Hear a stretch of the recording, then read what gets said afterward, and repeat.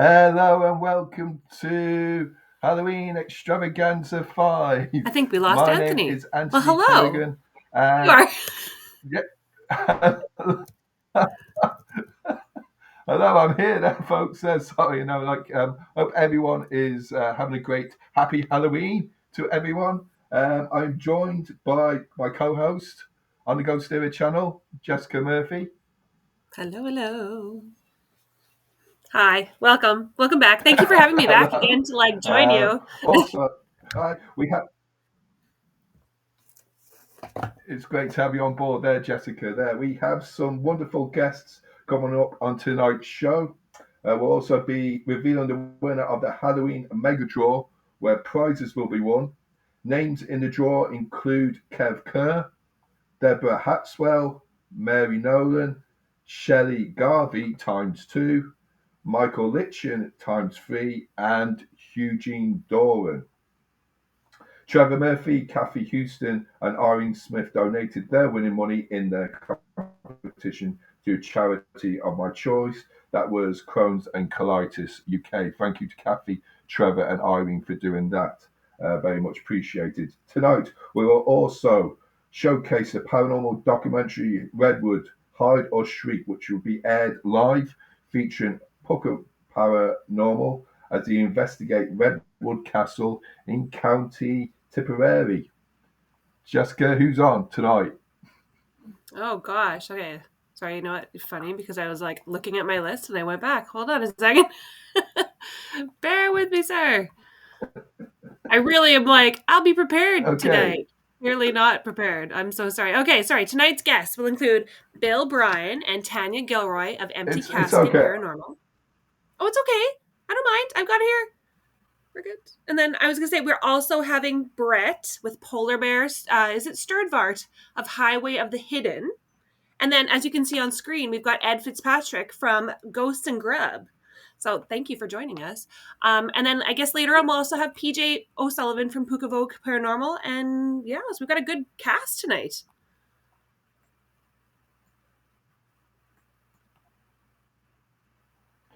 Yes. So if you have any questions for the guests, you can put them on this live feed. You can also go over to our website, www.ghostére.net. Go to the contact page, fill in the blanks. If you have a personal message, just put in brackets private message. Yes. Go ahead, Jessica. Yeah, I was going to say, so also if you're affiliated with any other paranormal team or tourist attraction, feel free to name their group or organization in the comments, and we'd love to give you a shout out. And I guess today, right now, do you want me to go? Sorry, I'm where are we going? We're coming live tonight from Facebook. I know. Sorry, Anthony. The lag between you and me. There's a bit of delay, is there? Okay. All right. So, if you just, I'll just carry on with it there. If you can catch up, you can catch up on past shows of the GhostÉire Channel by clicking on the red button on our homepage on the website www.ghostére.net. If you have a quiet night in or having a get together, then let us know. And if you're in fancy dress, then feel free to share with us your scary costumes. Jonathan Watson says hi from County Fermanagh. Hi, Jonathan. Kathy says hi, Anthony and guests. How you doing, Kathy? And also Joanne Breen says hi, Anthony and guests, and a good evening to all. So first of all, there, Ed, I'm going to put you on the spotlight now. Can you tell us about this fascinating show called Ghost and Grub? This is a fascinating concept for a paranormal show. What makes it different? Well, first off, thank you so much for having me on. Very excited about it, especially to tell the story of Ghost and Grub. It's different for many respects. Number one, obviously, the name. What is Ghost and Grub? The premise behind the show was to help remove some of the stigma or the ivory tower type of feel that some shows unfortunately give to some amazing locations, not realizing that these locations in their backyard are just as accessible to you as they are to us. And we also want to get the local community involved in celebrating these locations, if you will, or helping bring attention to the paranormal in their area. I do that through food. I love food. I love to cook. I know we all love to eat. It's also something we get to experience. So when we go to our investigations, a large majority of the areas we go to all have restaurants. There are some haunted locations though that however do not that are not a restaurant. So we'll go to a local brewery, a Hmm. local eat, something that's there local in the area. So when people do come to investigate, we encourage everybody to check out the locations we go to. At the end of the episode, we even put the contact information on where you could actually plan to go and take a look at that location. But that way, you can also go to that local restaurant and try the food that we tried. Right. That way, you can say, "Wow, the Lizzie Borden house Right. where we went." Right down the road from Lizzie Borden is a great little pub right around the corner. And then if you didn't watch Ghost and Grub, you wouldn't Right. know that. And right across the street from the Lizzie Borden house is a giant what would you call it, battleship historical graveyard. Okay, I hate to call it a graveyard, but they're all retired military ships that you and your family, it is haunted. They don't allow anybody in there just yet, but it's an entire area that is encompassed that you could take 3 or 4 days just exploring. And that's what we're trying to do is exude that to the viewer so we can bring them in to say, hey, yes, that area that they went to is haunted, but they look like to went to a great place to eat that we get to relax and enjoy it while we get to investigate the spooky yuki. That's really cool. Do you mind if I ask some questions, Anthony? Is that Yeah, okay?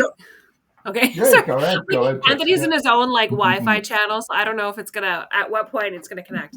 But that's really neat. So how do you find restaurants? Like, is it word of mouth or is it? I know there's word a of lot mouth. of like books and literature on that, but like, do people just send you be like, hey, by the way, this is spooky, you should check it out? Yeah, yeah. I ate a haunted hamburger. You need to check this place out. Yeah. Yeah, no, there's a lot of uh, B by far is it's I would say about 7 out of 10 locations we go to are actually restaurants, Mhm. breweries that are haunted. Yeah. I do a lot of research. In fact, not to go too far off topic, but I look at the areas that are haunted. I look some of the the main locations, like the big names. Then I'll look Mhm. some from off the beaten path, and then there's a Mhm. lot of haunted restaurants in that. And I'll do my research, and when I do my research, I really become obsessed with it. So when you guys see an episode, you got to know there's months of me going into that town, going through the historical society and trying to debunk fact from fiction and legend from from what's fake, what actually through a small town became an urban legend that's not actually real, right? So these are the important things when we do our due diligence in this, that we find these restaurants that isn't really haunted and what is the history behind these restaurants and why they're haunted, so we know what story we're telling. Okay. It's very interesting there. But so, we're talking about places maybe for uh, like hygiene and all that. Talking about places like I'm talking about like public events. People offer food. How Yeah. you know what as an example, what would your thoughts would be on somebody that is maybe poorly cooked food for the public on an investigation? Has there been any cases that you know of that somebody's like hygiene levels have been bad at a location? I know it might I'm sound all funny, about but the haunted location. All right, Anthony. Like I love a haunted location. I hate haunted food, especially something that's going to haunt my bowels about 2 to 3 days after. So yes, hygiene is everything. It is. We're not going to do a review in a restaurant when we look at the backsplash in the grease and we think those are walnuts when those were cockroaches, right? I know it's disgusting. We've seen some stuff out there Mm. where we just absolutely will not do a food review. We'll bypass that. Hygiene is very very very important. I'll bypass it if we have to because I can't put our name on it and tell you to go eat there and then you can thank me later for you couldn't leave your house for 3 days. It's true, yeah. So, what episodes? I know you've done a series. There's one episode that's come out recently, well, a few weeks ago, Yeah. on Powerflix there, and there's another one coming out in November. But can you divulge a little bit there and what kind of cool locations and what you experienced so far on the food and on a haunted kind of scale? Um, it has been a personal experience for all of us that partook in this investigations a couple of years ago. Um, yeah, I can divulge our next episode takes place on the battleship USS Salem in Everett, Massachusetts, and it's a very, very, very awesome area. We did have a great food review there because there's a local spot that deals with all if you know anything about Boston, uh, the local fishery, the lobsters. You know, everybody New England's known for their lobster. So that was a fun episode. That is the next one that's coming in November. And then there's a couple of other areas I don't want to let too much down the line, but there's one that I will say is. Historically significant to American history. And I mean very historically significant. And the fact that we got to do an Hmm. investigation there is blows me away. And that is huge because we'll say that the house that we're in, if you want to do your own research, the United States would not exist if these men did not have a meeting in this room in this house. So that's all I'm going to say about that. But that is one of the places that we got to investigate. But Jessica, before we lost you, I was answering your question Oh about. wow! I was here. I was just my Okay, camera went. I was like, okay, but yeah, no. When it comes to finding out about restaurants, I find out a lot from the historical societies where we go, mm, and we do have people that tell us, like in the comments, to go up to a castle or so forth, and or check this place out. I'll do a preliminary investigation there. There is a even. I'll pride ourselves on our style of investigating mhm. um, between the research that takes time, the preliminary investigation, then we'll do a controlled site, which means that we'll leave our equipment overnight, static. It's a completely controlled environment. No one's in, no one's out, and then we will do our full investigation after that to pull as much data as possible. Really cool. Yeah. Um, I just think it's so interesting that you can do that. And like, what? I guess it's got to be a wild experience to be like enjoying the food and the Yeah. fruits of this labor physically in the building, but then what a great like conversation piece as well. Do you know what I mean? What a nice environment that you like set. Do you know what I mean? I feel like when it comes to sharing a meal, it kind of, it breaks, I don't know if it breaks the tension, but it's something that every person on earth has in common, sharing food. Do you know what I mean? Breaking bread with one another to discuss those things. And I think that's kind of, it's a tie to those in the afterlife in a sense, because again, it's something that they would have done potentially in the same room. Really cool. Yeah, no, and you're absolutely right.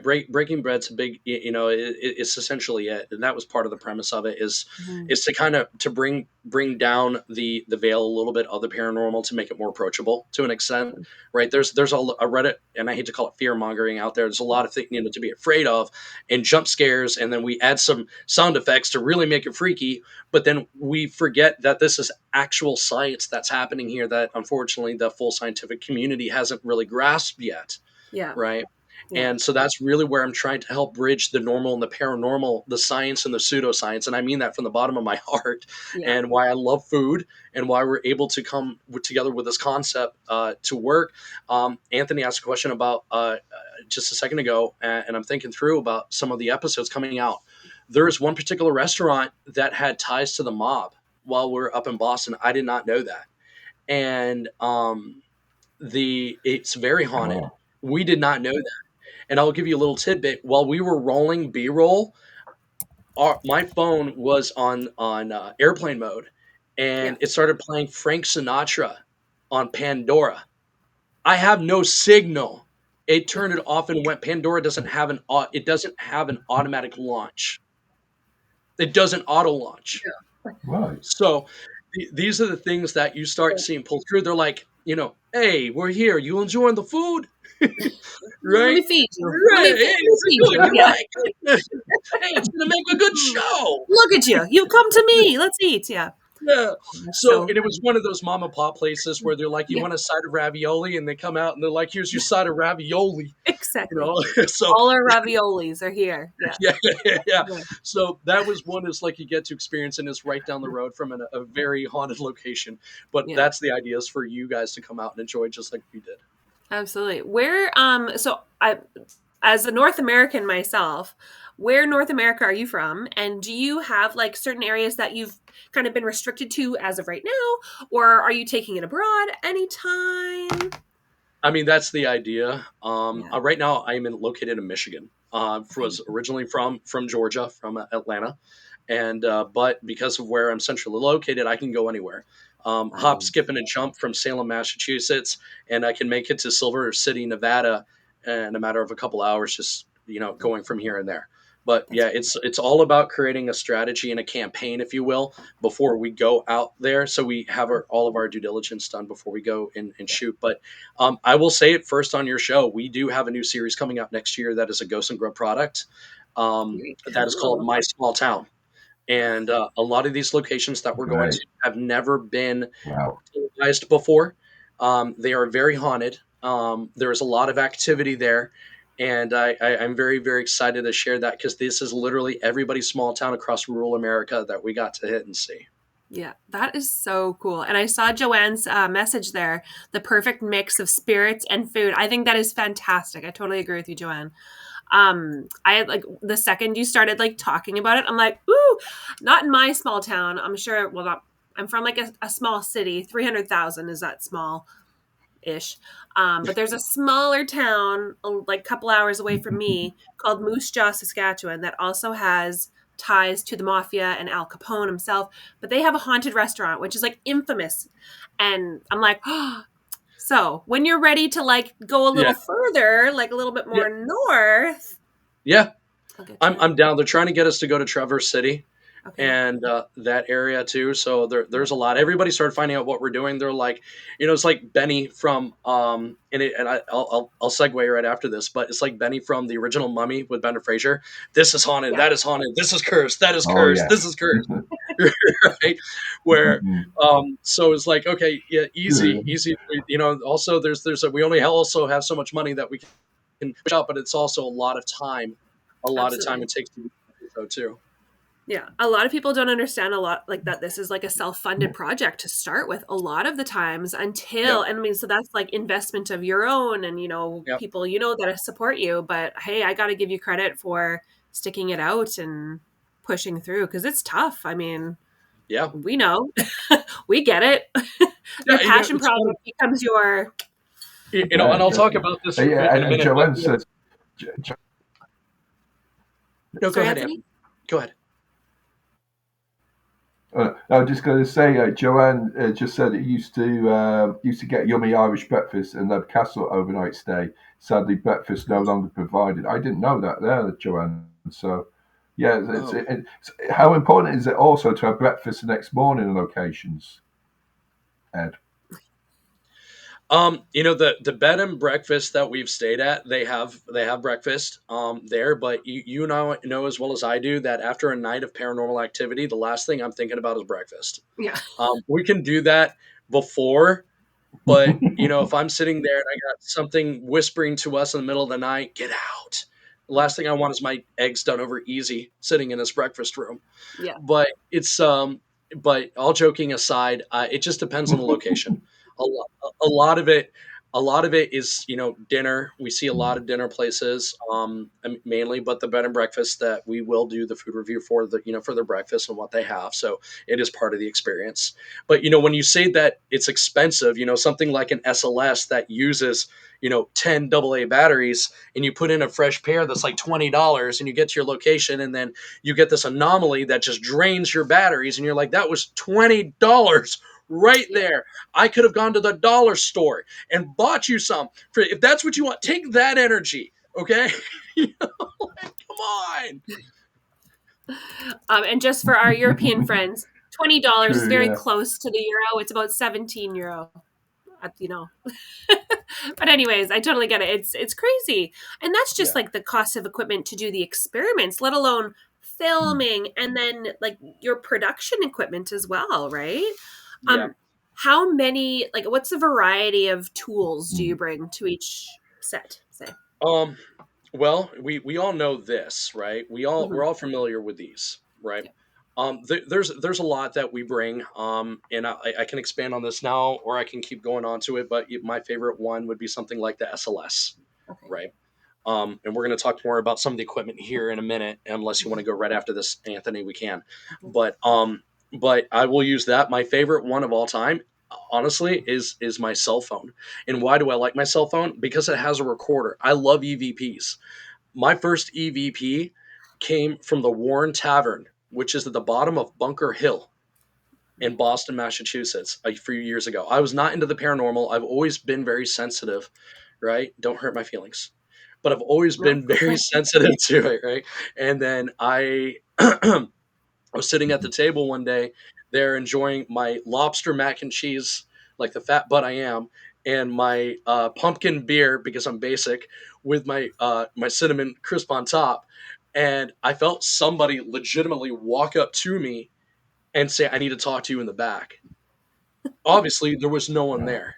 Yeah. And that's when I broke up my voice recorder. And if you go to my Instagram and look at the first episode of Ghost and Grub, which is a very raw one, you will see the EVP that we caught that I believe is Dr. Joseph General Warren. And we've got, yeah, you should have used Duracell batteries. You're right, Jonathan. Um, but yeah, it's we've caught so much since then. But I love EVPs. I'm a nerd when it comes to new equipment because it Mm-hmm. is part not just of the storytelling process. It's about the confirmation of data that you are pulling during these investigations. And if you're taking this seriously, you are a professional in the field. Mm-hmm. Like I was saying about Benny, this is cursed, that is cursed. Not everything is paranormal. It has to be debunked by you if you want to be taken seriously. So I love motion detectors when they say we have somebody walking up and down this hallway, Mm-hmm. right? The motion balls, and then using the little motion lights that you can buy on Amazon and space them out every 3 feet. We've gotten where there is movement and it is setting off those sequentially, Mm-hmm. right? And so these are the pieces of equipment that I really, really like. I'm in part, everybody's a little bit different. I don't believe every orb is a spirit. There are orbs that you're going to say, hey, dust doesn't stop and then go, like a UFO or a UAP. Um, and the same thing can be said for the spirit box. I Mm-hmm. like the spirit box, or sometimes you get some class A EVPs that come through that. And sometimes I've got the local style from the La Chicharita Mexican restaurant that's coming through 520 FM that says I'm behind you, but it's part of a sale. So these are the things that I try to, in my mind, also become a skeptic of because I Mm-hmm. have to, because Yeah. we're a very taboo type of field that we're in, that we're trying to show that this is very real. And that's why I wanted to also talk about where the ancient accounts, the first ghost or the first paranormal activity is spoken about too. And that's really what I also wanted to hit too on top of the equipment. Yeah, so we're going to go into that now section there now, Ed, and I've got to go talk about the advent of the paranormal, and I've got to, as you said, about how it all began. What were the first sightings of ghosts? What were the first sightings of ghosts? Well, that one's a little bit up in the air, and if you do your research on it, one of my I love the spirit box too. It's very cool as long as it's a class A. That's all I can say. That's just, again, that's my personal take. from Derek, but I do believe it does work. It's just one of those where I get enough in there that I just try to listen to what we decipher. Mhm. But in terms of the um, first ghost or first paranormal activity, understand that was now confirmed dated 1500 BCE. And that's Okay. Mesopotamian era where they have clay pots of a spirit leading a male into the afterlife. But also, these clay pots are actually in a museum in Britain. The Also the first exorcism, the first, how could you put it, a how to exercise a spirit is also uh, on instructions on a documents that they've got back from that same era, Yeah. right? So you think about like through the spirits of Right. time, everything that has been seen. There's been a lot. There's one photo on here that was taken, and it's very famous here in the U.S. I'll share it with you if you guys know that shot. I do, Okay. but I'm blanking, so you might as well share. So that one was a very, very famous shot. Taken. It was in 1991. It's at a place called Bachelor's Grove, and they were taking pictures in there. If you look it up, and it is of a Right. woman sitting on a tombstone, except there was no Yeah. woman. Yeah, and that is one of the most famous photos ever taken of a ghost. It's probably known as the ghost photo. Yeah. Is that one it, right? So um, that's what I'm talking about. Like it goes back hundreds of years. Not talking like 91 was 100 years ago, but 1500 to the first uh, what would you call it? Poltergeist activity was Hmm. 856, and that was in Germany, where rocks were being thrown at their barn, and they're watching, and there's no one out there throwing rocks at the barn, and then the barn burned down, right? And this is documented. My favorite one is in 1950. Is Frank Birkenstein, I believe is his name, was recording birds, and when he played it back, there were people speaking. This was known Oh, as the first EVP. But what's Mm. funny is that, of course, no one believed him at the time. So I'm just going to find it here.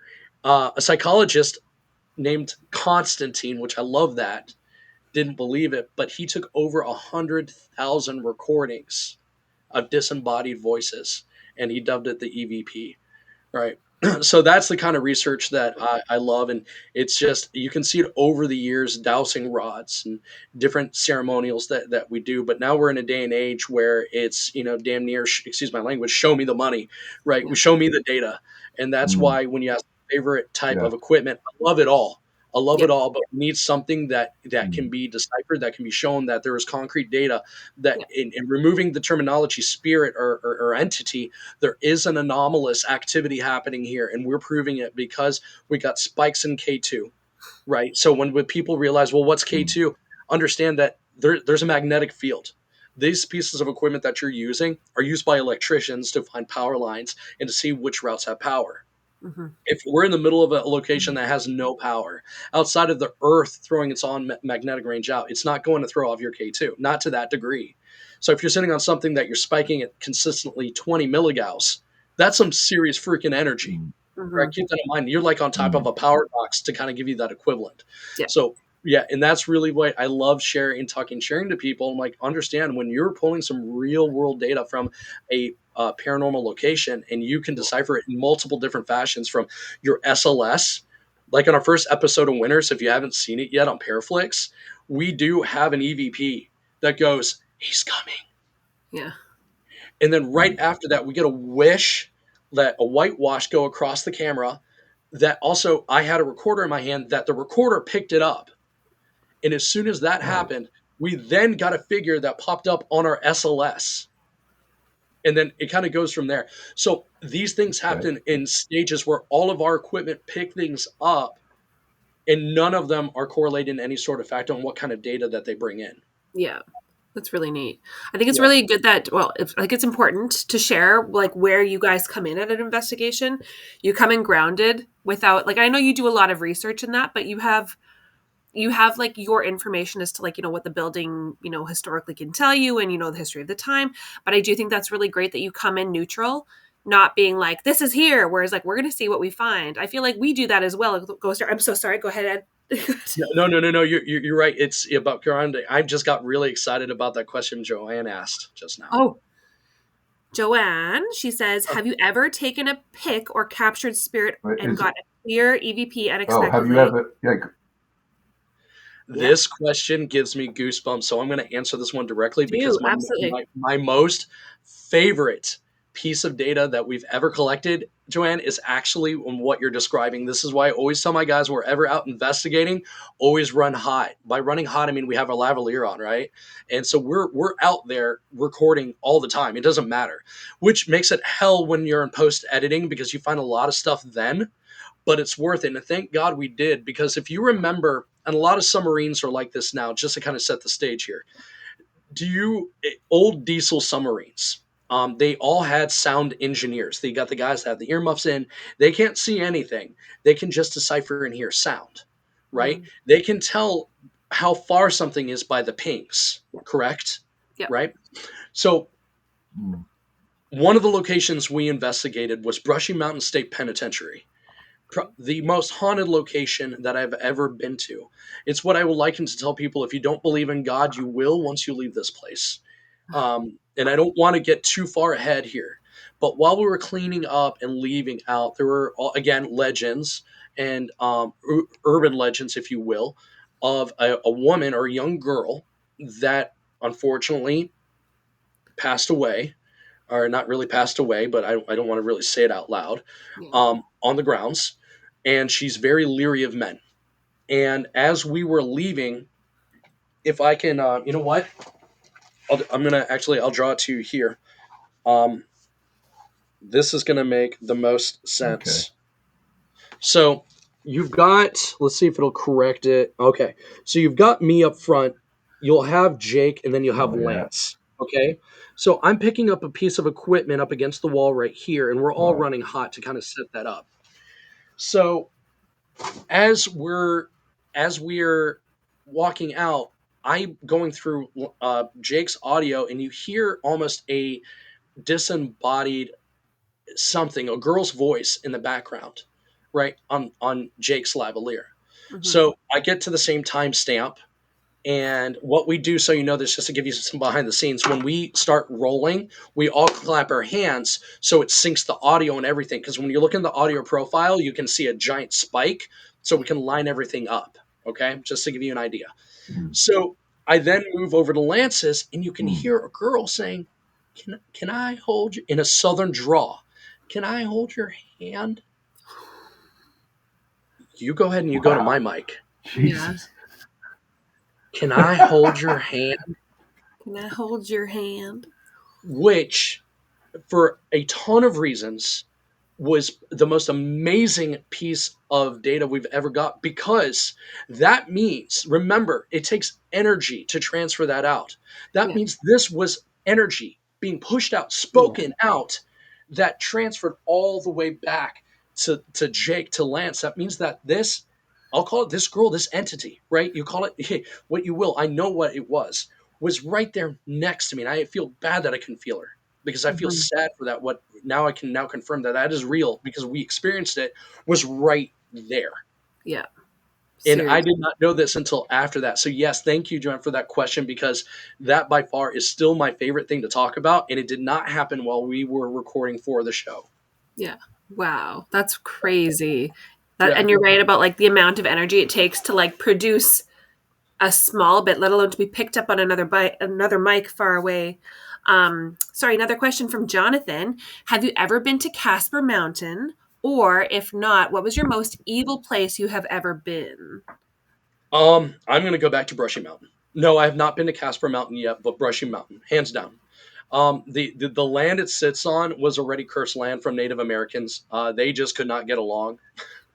So between the Uchi tribe and Cherokee that were in that region, they were killing each other. And what the locals did there were awful. And even the architect of the prison built the prison in the shape of an upside down cross. So when the prisoners arrived, they were made to feel unworthy of God's love. It's also mentioned in the first Silence of the Lambs, when Hannibal Lecter says, "Give me a room with a view." He is referencing to Brushy Mountain State Penitentiary. That's crazy. Oh, there's a lot. I don't want to ruin that episode for you guys, That's but yeah. okay. Yeah. Yeah. Wow. Yeah. Also, Do you see Ed with other bits of technology or to be at the forefront of the paranormal, like psycho research, like atoms or LiDAR? Do you feel they are coming at the forefront more than people like you said, the magnetic field with K2 meters? Yeah, the K2 meters I like using a lot on any of our investigation. I'll use it a lot more in our preliminary stuff and like our EVP. I can show up and do a preliminary investigation with just my cell phone and a K2, just to see if we can get anything, what I can sense and feel, and from there. And then once we go to the next level of things, like for the SLS, right? For something like this, for people that don't understand how this works. Yes, was it an Xbox 360? Um, yes, yes, it was. But understand the technology that it took to sense and see you was between infrared movement and body signals, which it took the software to see that. So it's not going to give you necessarily a false reading like something on some of these apps, right? So, for example, you're going to see some of the apps, which there's nothing wrong with them. I mean, if you capture something like this that will see me all the way back here, but if I don't have a figure that where my SLS is picking up, that's a problem. The data, not the data, the technology between what your cell phone can do and an SLS are night and day. The next level of like LiDAR is so cool, especially if you like it, the hidden temple Indiana Jones style things. LiDAR is being used to uncover a lot of lost civilizations in the Amazon and throughout the world. Planes and helicopters will fly over, they will scan the forest and will be able to get rid of the trees just digitally and to uncover a lost temple. mhm, That is now being used and has been used for a couple of years now in cross conjunction with the SLS. It is called the XLS. It's usually about $100 to $200 more, but it gives you a full range of spectrum, if you will, look into a room. So not only are you getting the same benefits of an SLS, but now you're getting an actual 3D reading of mhm, it using LiDAR. Then you've got full spectrum cameras. There are things that you cannot see with your own eyes. I mean, let's look at the amazing discoveries right now that we're getting from not just from the Hubble telescope, from the James Webb. They're mhm. using X-ray, Yeah. right? They're using the infrared. They're using different forms of spectrum to show the universe in Mhm. different ways that our eyes cannot see. It's the And same thing with our ears and our mind. Is because of that yeah, is that we're using this technology to see things that we cannot inherently see, but mhm. it's obviously there. So yeah, I'm very, very, very excited about it.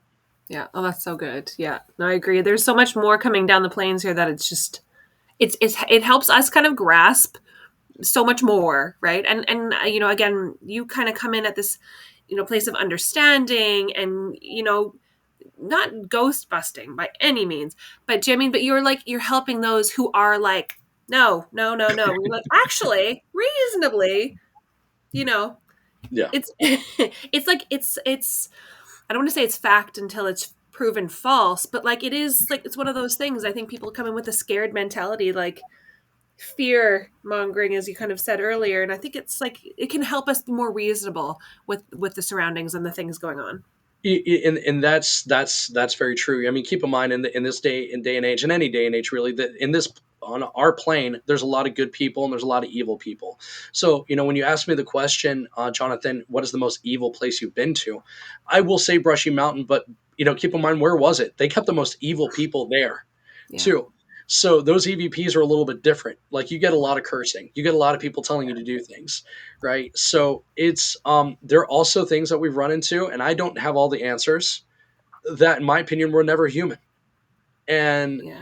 you just know it with the interaction that you're getting and the energy that you're feeling, right? Hmm. So these are the things that you find, and you got to keep an open mind to when you get into this field and when you're researching these areas. 9 times out Hmm. of 10, you're running into a story, something that got left off, something that happened, right? A tragedy, in other words. And then you got the others that it could be almost a ripped through time, if you will, like Gettysburg. A lot of them are reoccurring memories, in my opinion, right? Like time trapped. That's not Hmm. necessarily paranormal. You're just something watching something that is happening, like a residual That's all the time. yes. I feel like I talk about this all the time. I'm like, I don't even, it's like my reference of his name is Richard Felix, and he's an author and like a show host and that out of the UK.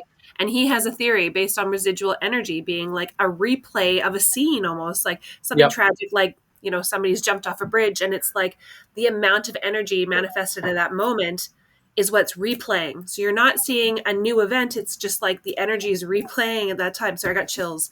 Like, The one thing I will liken that to, imagine a gentleman I that just has go. been running up and down a staircase for 60 yes. years for a job. He hangs his hat up and puts up his jacket. 60 years goes up and down, and one day he passes away. Yeah. Then people start reporting this gentleman putting a hat on and disappears at the top of the stairs. Yeah. That might not be him anymore, but what you are seeing is residual energy. Yes, exactly. Yeah. Sorry, Anthony, what were you going to say? Ed, sorry, I'll take because time's running out there. Sorry, there, Ed, can you tell us where people can find you and more about Ghost and Grub, where people can watch it there? Absolutely. So yes, we are on all social media platforms, mainly on TikTok and on Instagram. It's Ghost, the letter N, which you can see right here, and Grub, and then also on Paraflix. Our first 6 episodes will be exclusively on Paraflix. Our first one just dropped on there with winners. That was a haunted restaurant that the owner did reach out to me and Yeah. wanted us to investigate it. And yeah, all these episodes were shot about 2-3 years ago, and I was just able to collect all the data from a lot of personal experiences that happened during that time, life changes, and yeah. So that's where you can find us, and feel free to message us too. You at even ghostandgrub@gmail.com, or PM me on Instagram as well. Very good. That's fabulous. Thank you so much. Absolutely, guys. Yeah. It's Just a been reminder to amazing to people, have we you are, on, Ed. yeah, I'm just going to remind everybody that we are coming live from Facebook. But if you guys wanted to catch up on other episodes as well, you guys are welcome to check back with our website, www.ghostére.net. And on there, you can find all our other episodes. But that was fantastic. Ed, you're amazing. I And appreciate you guys so much. you'll be hearing from me, I think. Cheers, Ed. Here's my friend. Cheers, Ed. We've got to say goodbye now, but I appreciate for coming on, and I'll talk to you soon. Say goodbye now for the moment there, Ed. We'll chat soon. And thank Take you care, very much everybody. to you all. Bye, guys. Take care. I'll talk to you soon. Bye now. Bye. Bye now. Bye. Thank you. That was Ed Fitzgerald there from Ghost and Grub there. We're just going to reveal, because there is a prize draw there, folks, there. So I don't know if you guys see this dial in the background. I'm just going to play it there. And the first name that is going to be coming up, that's going to be withdrawn from the prize draw, is Michael Litchens. Well, Michael has already got another 2 more goes, so I'll remove his name. Close. I'm going to spin the dial again. I don't know if you can see it. The pointer is on there. Shelley. Shelley. Sorry there, Shelley. So that's Shelley and Michael. You're both still in it, because I think you still got to go there. But yeah, so we're going on to the next part of the GhostÉire channel on Halloween Extravaganza 5. Joanne says, thanks, Ed. Very interesting there. Sorry now if there's any technical issues. We are live there. There might be a bit of delay between me and Jessica there, or me and the guest and Jessica there. I'm sorry about that. That's Quiver okay. says hello from Creek there. Hello, Quiver. So yes, we're going on to the next interview now. So this is Polar Bear, Brett Stuyvesant, and this is a very interesting. He's got Brett talking about Bigfoot, and also his weird paranormal experience there. Neat. So that's so we'll good. come back to you shortly. We'll be back soon there, me and Jessica.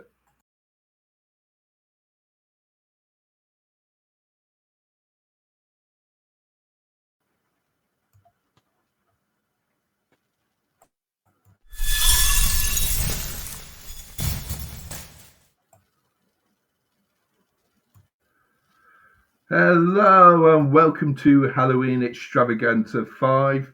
My name is Anthony Kerrigan, and we're going to be talking to the host of Highway of the Hidden, Brett Polar Bear Stuyvesant. Topics include Bigfoot and apparition encounter. If you have any questions, feel free to put them on this live feed. You can also go to our website, www.ghostarea.net, go to the contact page, fill in the blanks. If you have a personal message, just put in brackets private message. If you're affiliated with any paranormal team or tourist attraction, feel free to name the group or the organization and we'll give it a shout out to you. We are live on the Facebook page and you can watch back afterwards on the GhostÉire channel by clicking on the red button on the homepage of our website, www.ghostarea.net. By pressing the red button, you will have the opportunity to catch up on past shows. Hi, Brett. Thank you for joining me tonight. Hey, how you doing, man? Glad to be here. Oh, it's wonderful to have you on there, Brett, and thank you. You interviewed me, so it's only right that I should interview you back and listen to what your experiences are. So, first of all, we're going to talk about Bigfoot, first subject there. Okay. So, can you tell us what is Bigfoot? So, for me, Bigfoot is flesh and blood. There's a big argument out there among the Bigfoot cryptid community, whether it's flesh and blood or is it like an interdimensional being where it can step through portals. And maybe that's why so many people can't see it, or you see it one second and it's gone the next, But for me, I think it's flesh and blood because when I had my encounter, I know what I saw and it looked like an animal. And it wasn't like a extraterrestrial feeling, or you know what I mean. So like you said, was it more like an animal? You mean like the kind of real life kind of ape thing that you would see? Yeah, for me and my that's just my personal opinion, but what I saw was an animal. I didn't see the orbs behind it. Some people see like orbs behind it, they see like the different light things. Sometimes everybody has different encounters, but for me personally, I thought it was a big animal. I know it was a Bigfoot, but I believe Bigfoot is an animal is basically what I'm trying to say. Yeah, because I hear some people say that this type of creature can be invisible as well. I've heard some cases that people can hear the snorting of the creature being close to them as well, and the certain smells as well. But are there any cases of these sightings or evidence to suggest the creature is by you inhabiting where you are, where you live? Well, actually, yes. So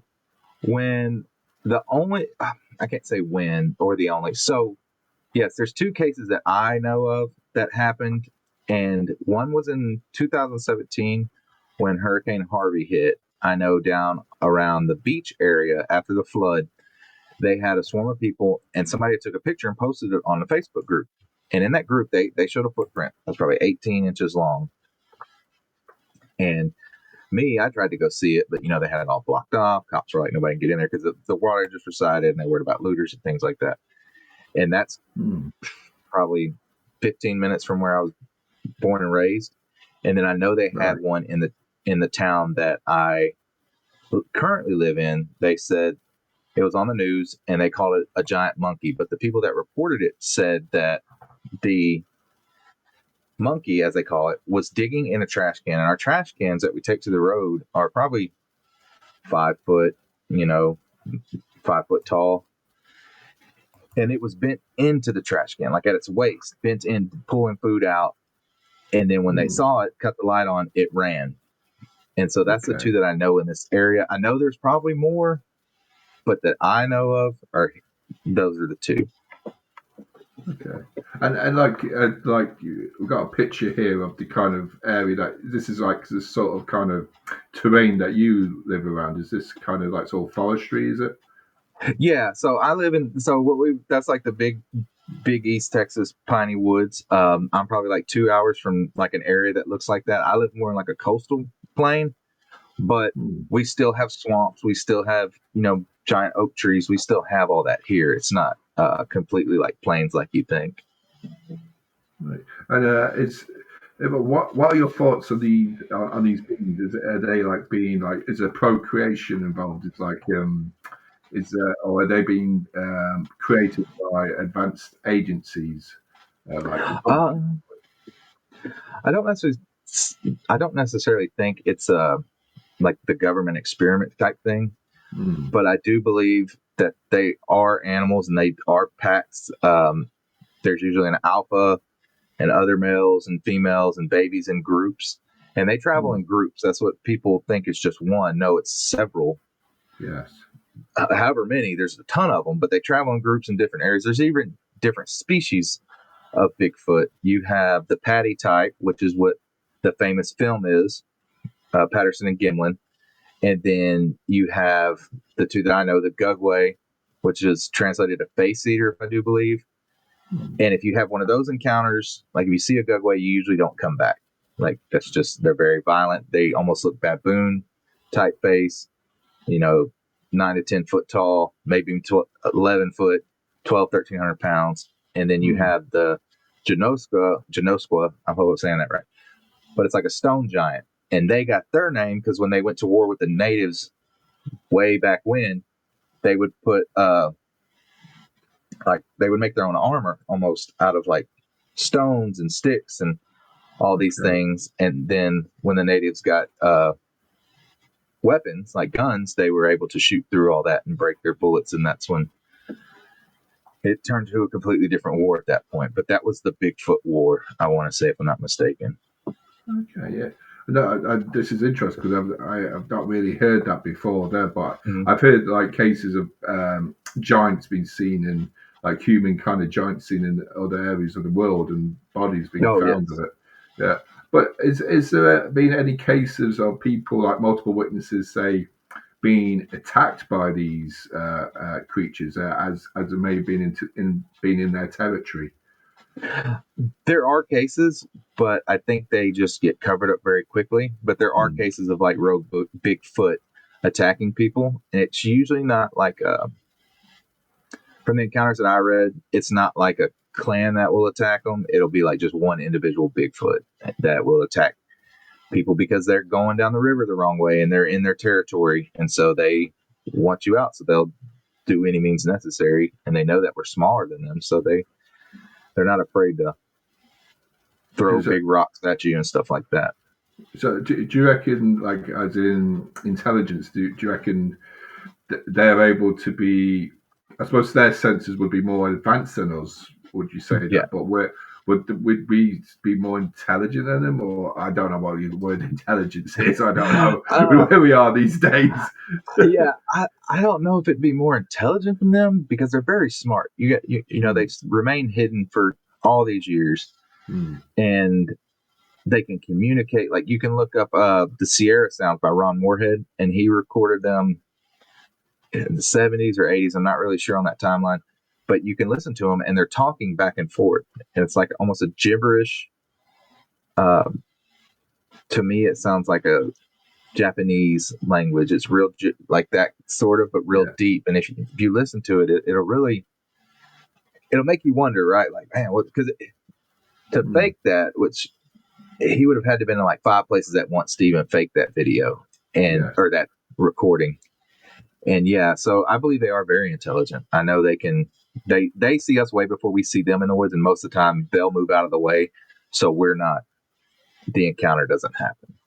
True. And like, what would be most common things in a diet, like especially in around the area where you live? What do you reckon would be mostly in the diet that would make them come to that area? So for me, or where I'm at, like if they were going to go to East Texas, and also where I'm at too, it would be like the hogs, the deer, the fish, some berries and stuff like that. We have a lot of pecan trees, so the pecans, when they fall, eating those, fruit trees and things like that. I don't think they have like one strict diet. They eat anything that's pretty much easily accessible to them. Yeah. And I've heard of them eating out of people's. So down here we have, when we deer hunt, they put dried corn in a feeder, and it feeds the deer, right? And the deer come to it. I've heard of them, people witnessing them pulling the top off their deer feeder and eating the corn out of the deer feeder. Whatever they want, they pretty much take, or they'll go in people's sheds and take their dog food or their fish food or their cow feed or horse feed, and they try to, most of the encounters are very, relaxed, docile type, and they just try to grab and go, all they want is their food. But then, like, you asked earlier, they do have the ones that are very violent, and they don't want just peace and love and all that. They want you out, and they'll turn you into food. Yes. There are cases of them eating people, especially different cultures have stories of them eating people or having to trade women and children so they won't attack the village to them. So I think it just depends on what type you're dealing with, really. Yeah, that's interesting, because I was going to ask you about that. Was there any cases of being like not multiple witnesses noticing the encounter of the Bigfoot there, but if there was any forensic details on bodies being found there, would there be that as well? There any? Not yet. The bodies that they do claim that have been found usually end up being fake. People just trying to make money off of it. And I think they bury their dead. And that's why. And if you look in like a region where I'm at, which is Southeast Texas, it's very hot. It's very humid. Bones and bodies deteriorate quick. We have coyotes. We have wild hogs eat anything, things like that. A lot of critters. So I don't think a body would last long. And I think like the ones that are in different parts of the country would be, it's either really cold, so maybe they freeze, or they're just so high up in the mountain, nobody really goes up there and sees them, or they bury them. And I think they bury them. All right. And as I was saying, like, I know it just comes into my head there. It comes back to what you just said about certain tribes maybe leaving out food, or even like, would there be like any sacrificial kind of like for people? Now, I know it might sound weird, like King Kong and all that, the lady with the ape, like, but would there be that sort of thing in sort of stories or other civilizations maybe around the world? There are definitely stories of them doing that, sacrifices and stuff. Sometimes they'll just come in at night and take the people that they want, right? And because you got to think, it's something's 9 to 12 foot tall, 1,400 pounds, solid muscle. You're not going to stop it. Whatever it wants, it's going to take, right? So there are cases where they just go in and just take people out of their beds, or even in not modern times, but like, houses and stuff. Them pulling people out back then, and I've heard stories, like recent stories, of them going into people's houses trying to get to the food or trying to get the things, and like just ripping the door off and going in, and nothing stopping them, especially if you build a house in their territory or what they think is their territory. There's a story I could tell you real quick about one that I read, and it interests me a lot. And it's if you want me to go into it, I can. Oh yeah, go ahead. Yeah, go ahead. Yeah. Okay. So there was this man, and this is recent, probably within the last 10 to 15 years. He had bought a piece of property and he developed it. He put the well and the septic and everything in it, and he was living life, right? Having a good time. And I guess these two Bigfoot had been in that area, but finally moved closer to see what the house was and all that, and was taking his chickens and things like that. And well, they were harassing him, chasing him, trying to scare him. But one day they cornered him, and he jumped into his septic tank, and he stayed there, for however long, till they got bored and they left. Yeah. Well, this is going to bring me into another cryptid, which is one of my personal favorite cryptids. And so the man bought two big dogs, two Cane Corsos. You know what those are, the big, massive Cane Corso dogs. Right. And he had bought two of them. Well, everything was cool as the dogs got older. Well, then one day the Bigfoot came back and killed one of his dogs. Right. And it devastated him. So he wouldn't let the other one out very much, or not out without supervision almost. Well, the dog ran off and he couldn't get the dog. And so he was like, you know what? I'm just going to go inside, hopefully the dog. And I want to say maybe like a couple weeks later, he's had enough, right? He goes out there, he's got his gun, and he's going to fight these things. He's standing at the wood line. He's screaming, come out, And out of nowhere, his dog comes running past him. These Bigfoot are coming out of the tree line. They're coming towards him. Right. And they're mad. Like, they're on all fours. They're running towards him. And the Cane Corso shoots past him. And then next thing he knows, two big dog-looking creatures come by them, and at their back, on all fours, they were 6 foot tall. Right. When they got to the Bigfoot, they stood up on both feet, and they chased the Bigfoot into the woods. The Bigfoot turned and ran into the woods, and it turned out that his dog had somehow went and recruited what we call Dog Man down here, which is like imagine a werewolf that never shifts. It's just always in wolf form. And that's what the Dog Man is. And so in lore and legend, that the Bigfoot and Dog Man, and you can look this up on just type in Bigfoot Dog Man, they have hated each other since the dawn of time. They don't like each other. They're very much against each other. And anytime a Dog Man goes in a Bigfoot area, it gets killed. Anytime a Bigfoot goes in a Dog Man territory, it gets killed. And supposedly they'll have wars, and you never know who's going to come out on top. It just depends on whose day it is or what they're facing. You put 10, 15 Dog Man against a Gugway, or 2 or 3 Gugways, the Dog Men are going to lose that every time. Right? It just depends on the day, really. And so that's one of the stories, that most recent ones that I've heard of them being harassing and trying to get somebody. And, and there's plenty. There's a siege of Hanobi, Oklahoma. Right. The people bought land in the mountain, and the Bigfoot were attacking the house daily. And they finally put on the BFRO, hey, we need help, which is a Bigfoot Field Research Organization website. And they came out there, and supposedly they had a shootout with the Bigfoot. Supposedly, I think that's what they were saying, but it ended up being like a big deal too. And so sometimes they're not always peaceful, tree-loving giant encounters. Sometimes, there's some people that have encounters, man, and they never recover. Like, they never go back to normal. It drives them mad, because everything they were taught in life is broken, right? Yeah. So they don't know what to do. And I'm sorry, I'm rambling. I get on Bigfoot and then I take off, man. I'm sorry. No, it's interesting, because we had a lady from England, Deborah Hatswell. I don't know if you heard about her, but she was talking about the Dogman as well there, and being in around the UK as well. And it's very unusual. As you said, it was is it called bipedal when an animal goes up on 2 feet?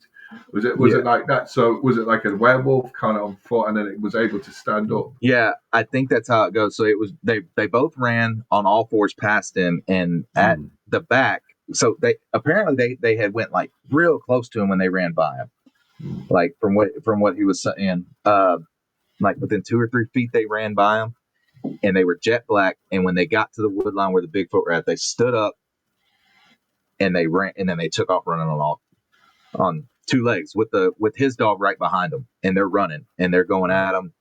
Apparently he said he heard it sound like bombs going off back there. And then after that, the Bigfoot were gone, and he lets the Dog Man just hang out on his property because they protect it and they don't bother him. They eat his chickens and stuff every now and again, but they don't really mess with him.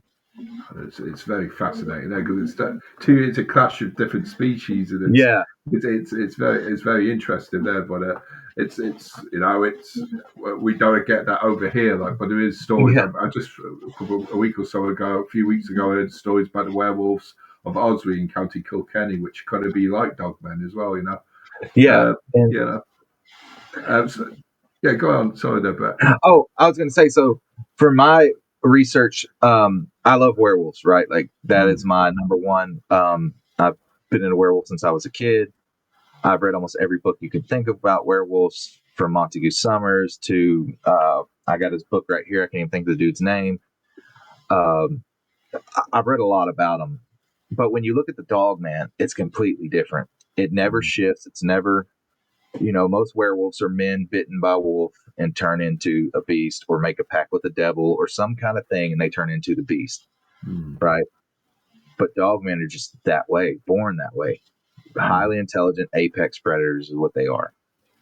But they're flesh and blood as well. So you take a werewolf, right? It's supernatural. It can, not everything's going to kill it, right? You could take 40 Bigfoot and put them against one werewolf. The werewolf's going to win 10 out of 10, right? There's no way they're going to kill that werewolf. But a Dogman is different. And so me being into werewolves my whole life, when I found out about Dogman, only like 2 or 3 years ago, I found out about Dogman. I jumped on it and I went deep dove into it. I really just took off with it. And then when I found out about Bigfoot and Dogman not liking each other, that even sparked it even more for me. You know, because it's like, oh, now we have a cryptid rivalry. Of course, we all know about the rivalry, like werewolves and vampires hate each other, right? Since the dawn of time, the both brothers or whatever it was, you know. And so for me, it's kind of like the same thing, but it's Bigfoot and Dogman, two totally different things, like flesh and blood going at it. And that's what I love about it, man. It's amazing there. We could talk about it even more. It's amazing. We must talk. We'll come back again and we'll talk even more about it there. Yeah, we'll definitely have to do it again. Even the Dogmen or werewolves, it'll be even better as well again. I was going to say, so I'm going to talk on to the next subject, which is going to be apparition encounter there, Brett. Okay. So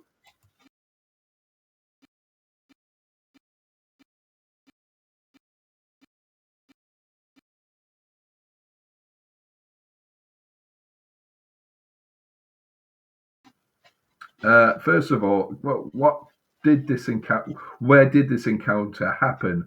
And if you can disclose what happened, so where did it happen first? Okay, so I've had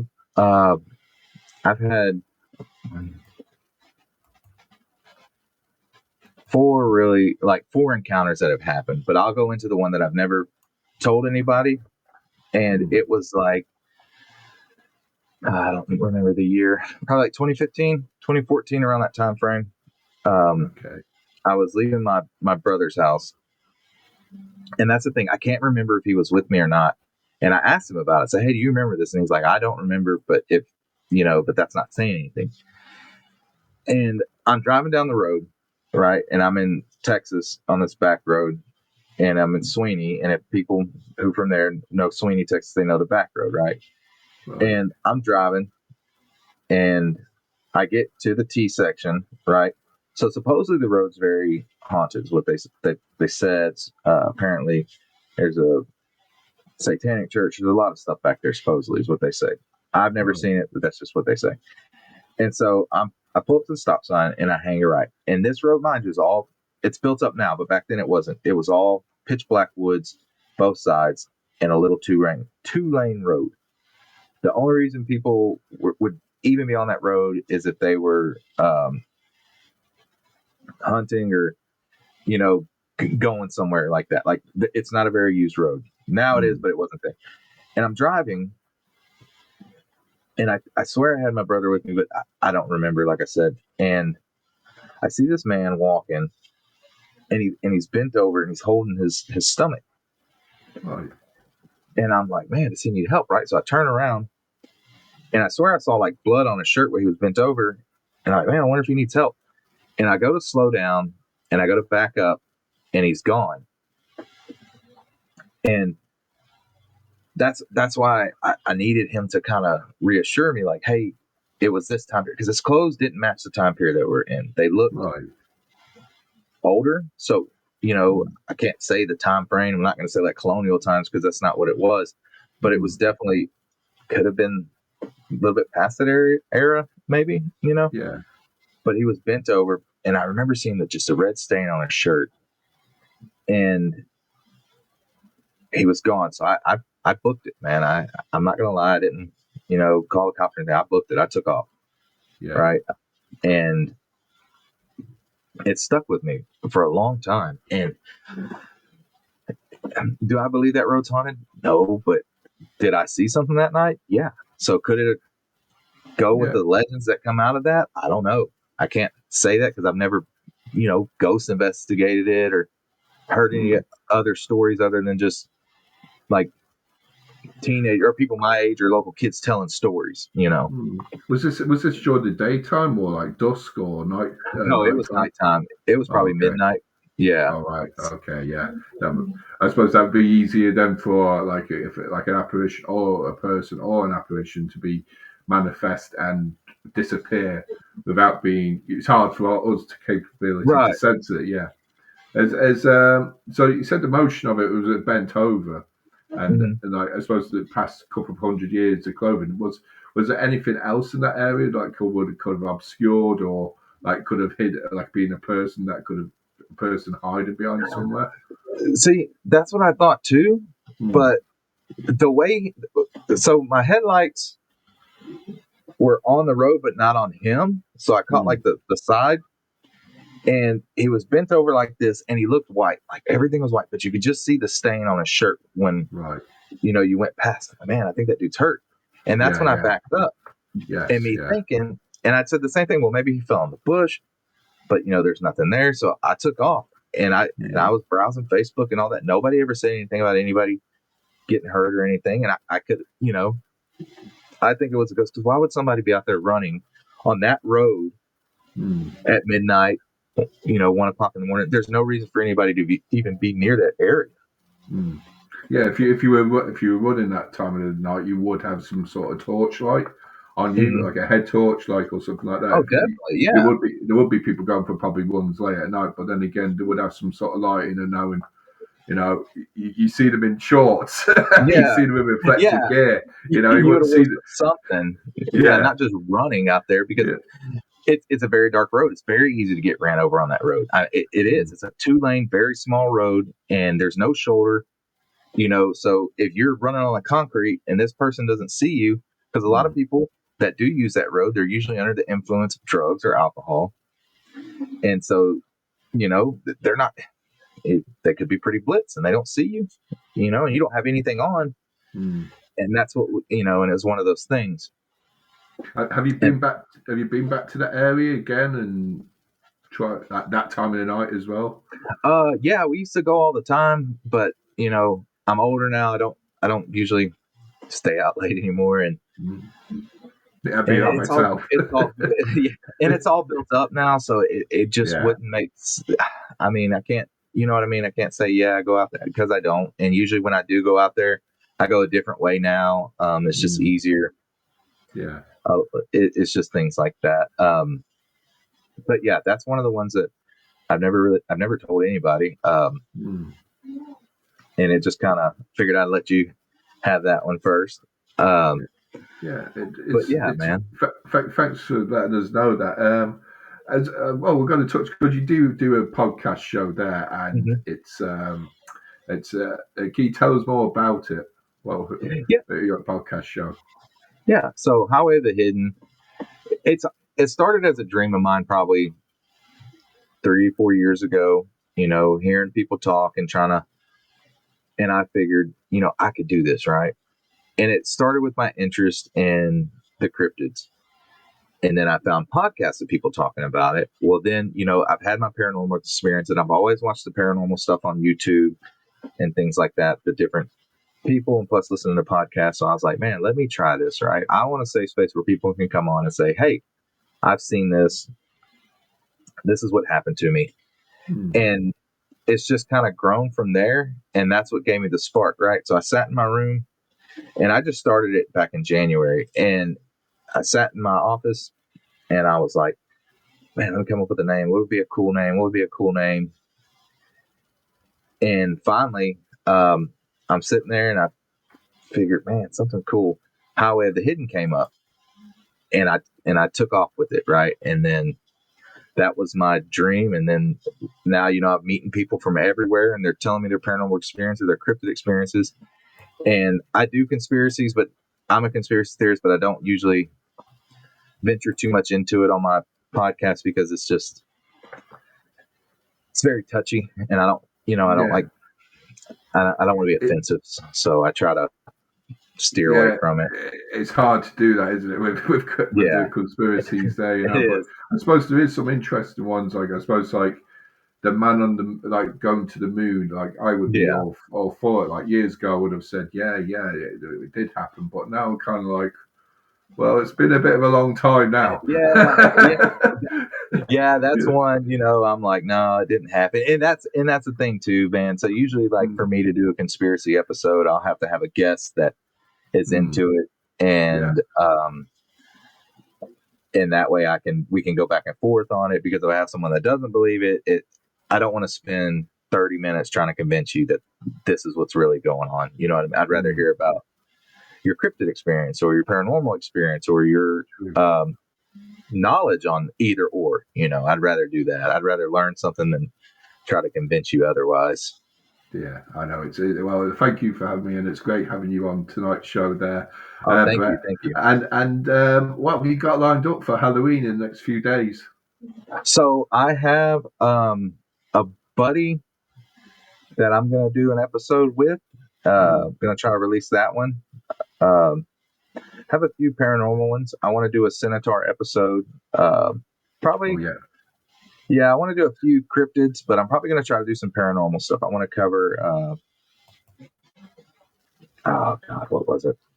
I forgot what it was, but I want to cover some more paranormal stuff, or have some more paranormal guests. Pretty much, that would be cool. Yeah, well, thank you, Alan. There's a few people that'll be watching here. Will subscribe. It's on YouTube, isn't it? Yes, it is. It's Highway of the Hidden on YouTube, just right there. Yeah, right there. Just how it's on my hat. Highway of the Hidden. All right. Yeah, I can't see. Yeah, there we go. Yeah, just like that on my hat. It has my logo that you just put up on the screen. Has that right there. Just click it. Has your video. Has all kinds of videos on it from where I very first started to now. When I first started, I didn't do video. I would record audio and then just post the audio, but make it in video format. And finally, I was like, no, I'm going to start doing the videos. So now it's slowly getting better. Yeah, well, it's amazing, and it's on Instagram as well. Is that you got an Instagram page as well? Yes, I do. I have Instagram, Polar Bear HOTH, just one word all mixed together. Polar Bear HOTH. Okay, really, thank you there, Brett, and thank you everyone who's watching it. Well, won't see you next time. We'll see you in the near distance. Stay tuned for more interviews and the premiere of Redwood, Hide or Shriek. Bye bye for now. Bye, y'all. Thank you, Anthony. I'll press stop now.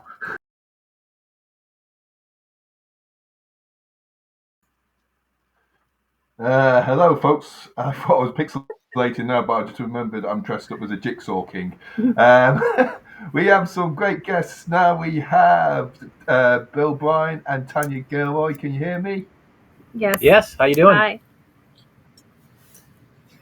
I'm just going to come to you in a second there, folks. Yes, you might have seen that that was a past interview there I did with Brett Polar Bear Stewart, and it was there was a bit of technical issues that night because there was a storm, and you might have seen me pixelated. I wasn't dressing up as something different again, but we're going to move on to take out another two names out of the Halloween mega draw. So here we go. I don't know if you can see my tablet there. Oh wait, everything's going to fall over. Here we go. I'm going to dial this and see who else has gone out of the competition. And I don't know if you can see that. Michael Litchens again, unfortunately. So Michael's gone. He's still got his name in the draw. He's only got one more name left. And we'll need one more.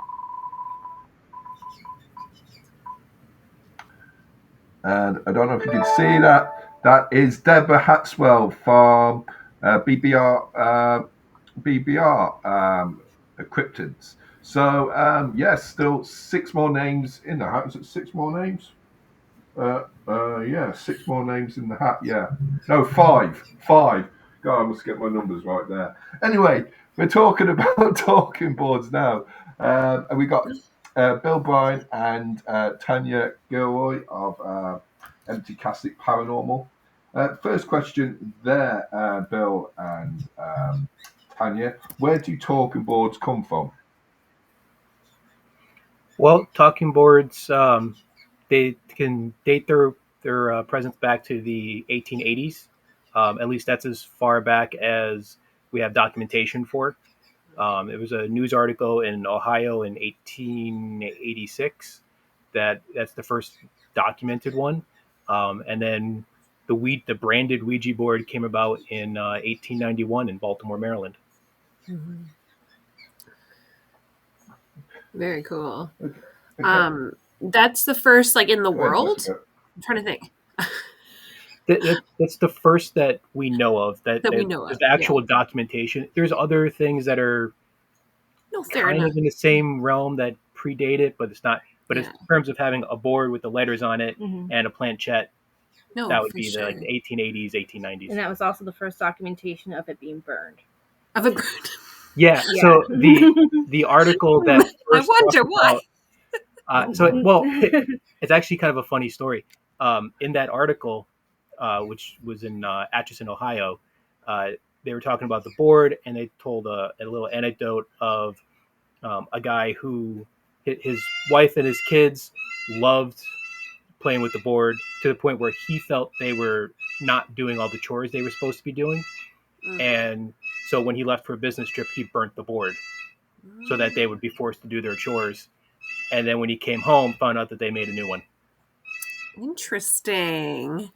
That's rather interesting. Also, very not what I was expecting in terms of they burned the board, right? I think you saw exactly where my brain was going with that, Tanya, because I was like, of course they burned the board. But since you bring up burning the board, we tell people, don't burn Ouija boards. All you're doing is destroying a piece of cardboard or a historical artifact. Yeah. It's not going to save you. It's not going to protect you. It's not doing anything to help you. If you really want to get rid of a board, find somebody who's willing to take it off your hands, like us. Mm-hmm. Yeah. Oh, so I'm sorry, Anthony. Anthony probably has a whole list of questions, and he hates when I'm just so tell me about you.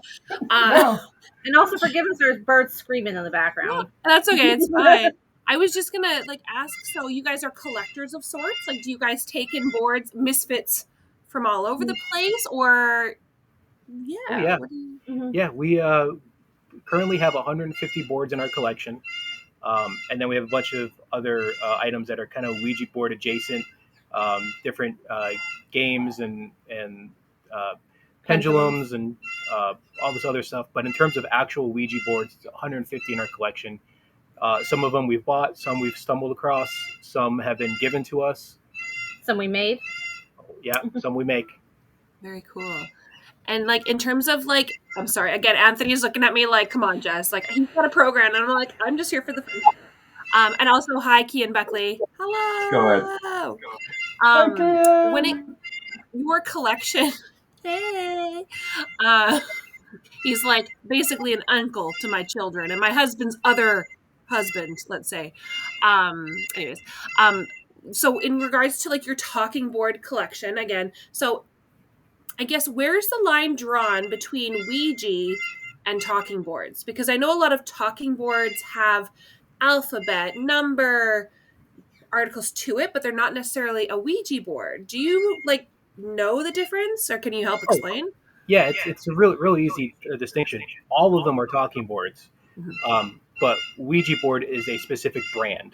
Okay, fair enough. It's a Kleenex and a tissue then. Okay, fair enough. Okay. Because I think people are it's a Ouija. I'm but is it? But then also, with Anthony on our investigations, I'm we do a talking board, and people are the Ouija. I'm yeah, so this is a Ouija board. I suppose it is, yeah. It's Ouija, even though it's a brand, it kind of gets used as a generic term. But spirit board or talking board, witch board is more of a generic term to use. Yeah. Sorry, Anthony. Joanne's got a good question. Joanne. Do you want to read it out there, Jess? Sure. So Joanne Breen says, do you store the planchette away from the board itself? Just something I heard about when it's not in use, ... Well, all right. So yes, I have my planchette stored separately from my boards, but that's because we display our boards, travel around with them, and we don't always bring the planchettes with us. Yeah.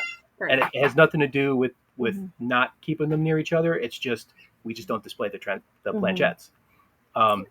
But what Joanne's talking about there's a thing on the internet that you should never leave a planchette on a Ouija board because that leaves the portal open and all this bad stuff can happen, and that's all nonsense.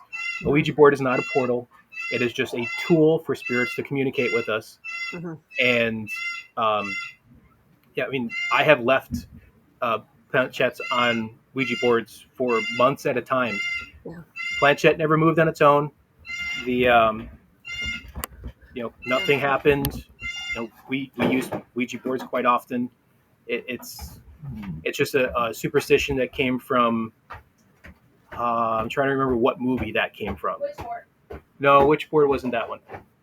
I don't know. One of the horror movies in the 80s made up that up, and people ran with it. But there's nothing behind it really.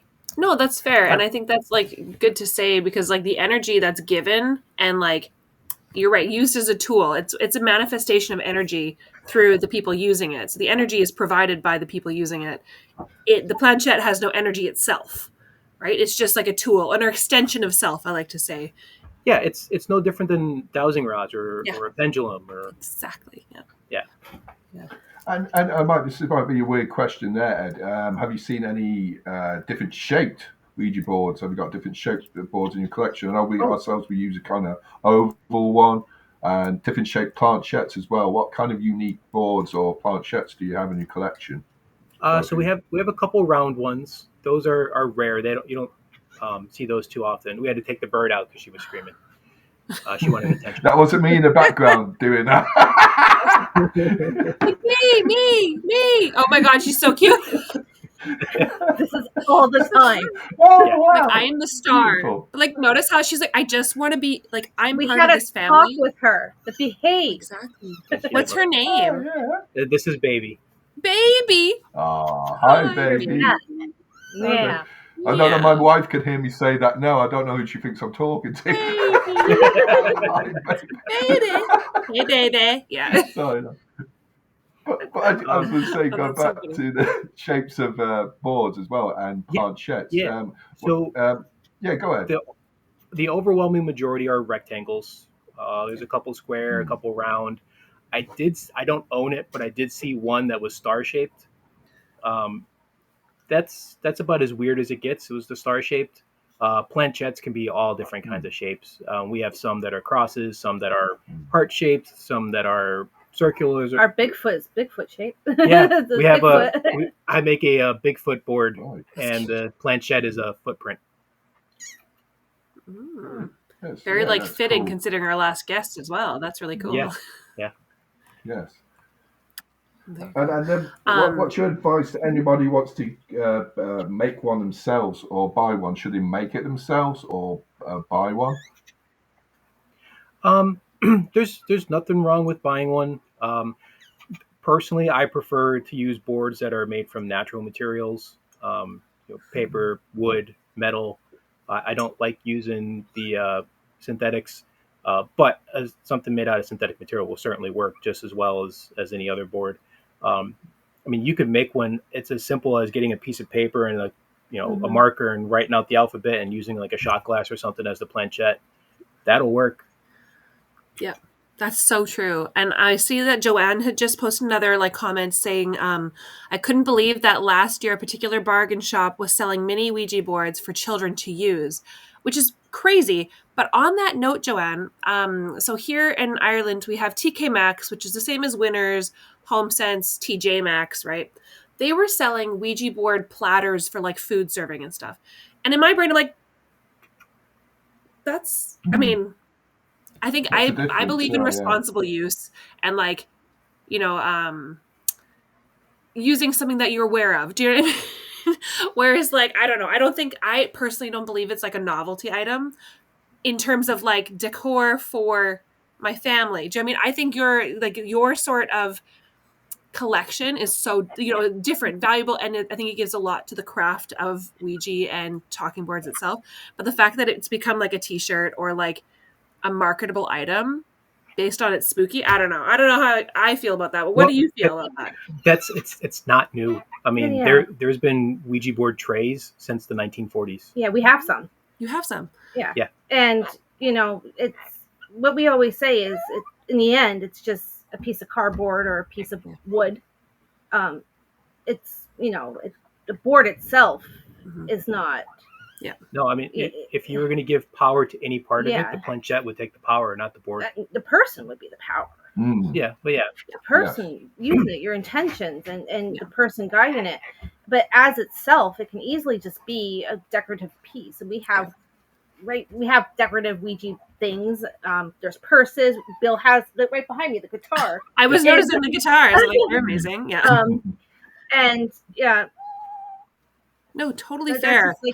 That's just kind of how we see it, is that it's definitely an aesthetic And there's people that will wear a Ouija board shirt or have the pictures hanging up, and they will not touch a Ouija board. It Yeah, that's what I mean. Is it's got this like has a damned. stigma. It has Yeah, a it's got stigma. this stigma around it where it's like, oh, and like again, I'm like with responsible use only. Do you know what I mean? Like I don't personally have one. I don't intend on getting one, but when I'm with Anthony and we're doing our investigations, like that is my.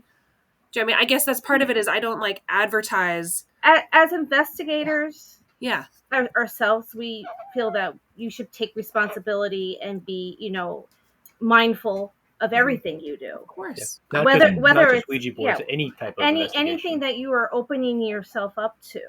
Yeah. Now, mind you, I've been using a Ouija board since I was a little kid. We Absolutely. had a family one, and yeah, me and my friends at sleepovers would pull it out and play with it. I've never had a terrible encounter. My house is haunted, but I don't think that has nothing to do with the board itself. That's besides And- the point. And Yeah. even with my children, like I bought my daughter when she was like 7 the pink Ouija board, Oh yeah. and it's just teaching respect and teaching responsibility. I know now it's not necessarily a game, so she knew how to actually use it properly. But like I said, it's the aesthetic.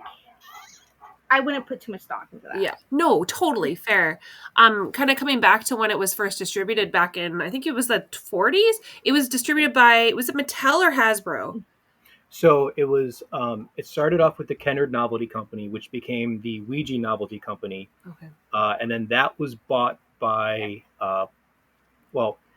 That kind of eventually became just the William Fold Manufacturing Company that bought or that manufactured it and sold it. And then in 1966, the William Fold Manufacturing Company was bought by Parker Brothers. Parker Brothers made it up until 1992, when Parker Brothers was bought out by Hasbro, and Hasbro currently owns the rights for the Ouija board. Yeah, and the only reason it's considered a game is because back then, the people that were creating board games had all like the materials to create that. It's essentially a board game. Yeah, the Kennard Novelty Company was already making board games when they found out about the Ouija board or the talking board in that newspaper article, and they're like, oh, well, we already have the tools to make that. We'll just start making that and selling it.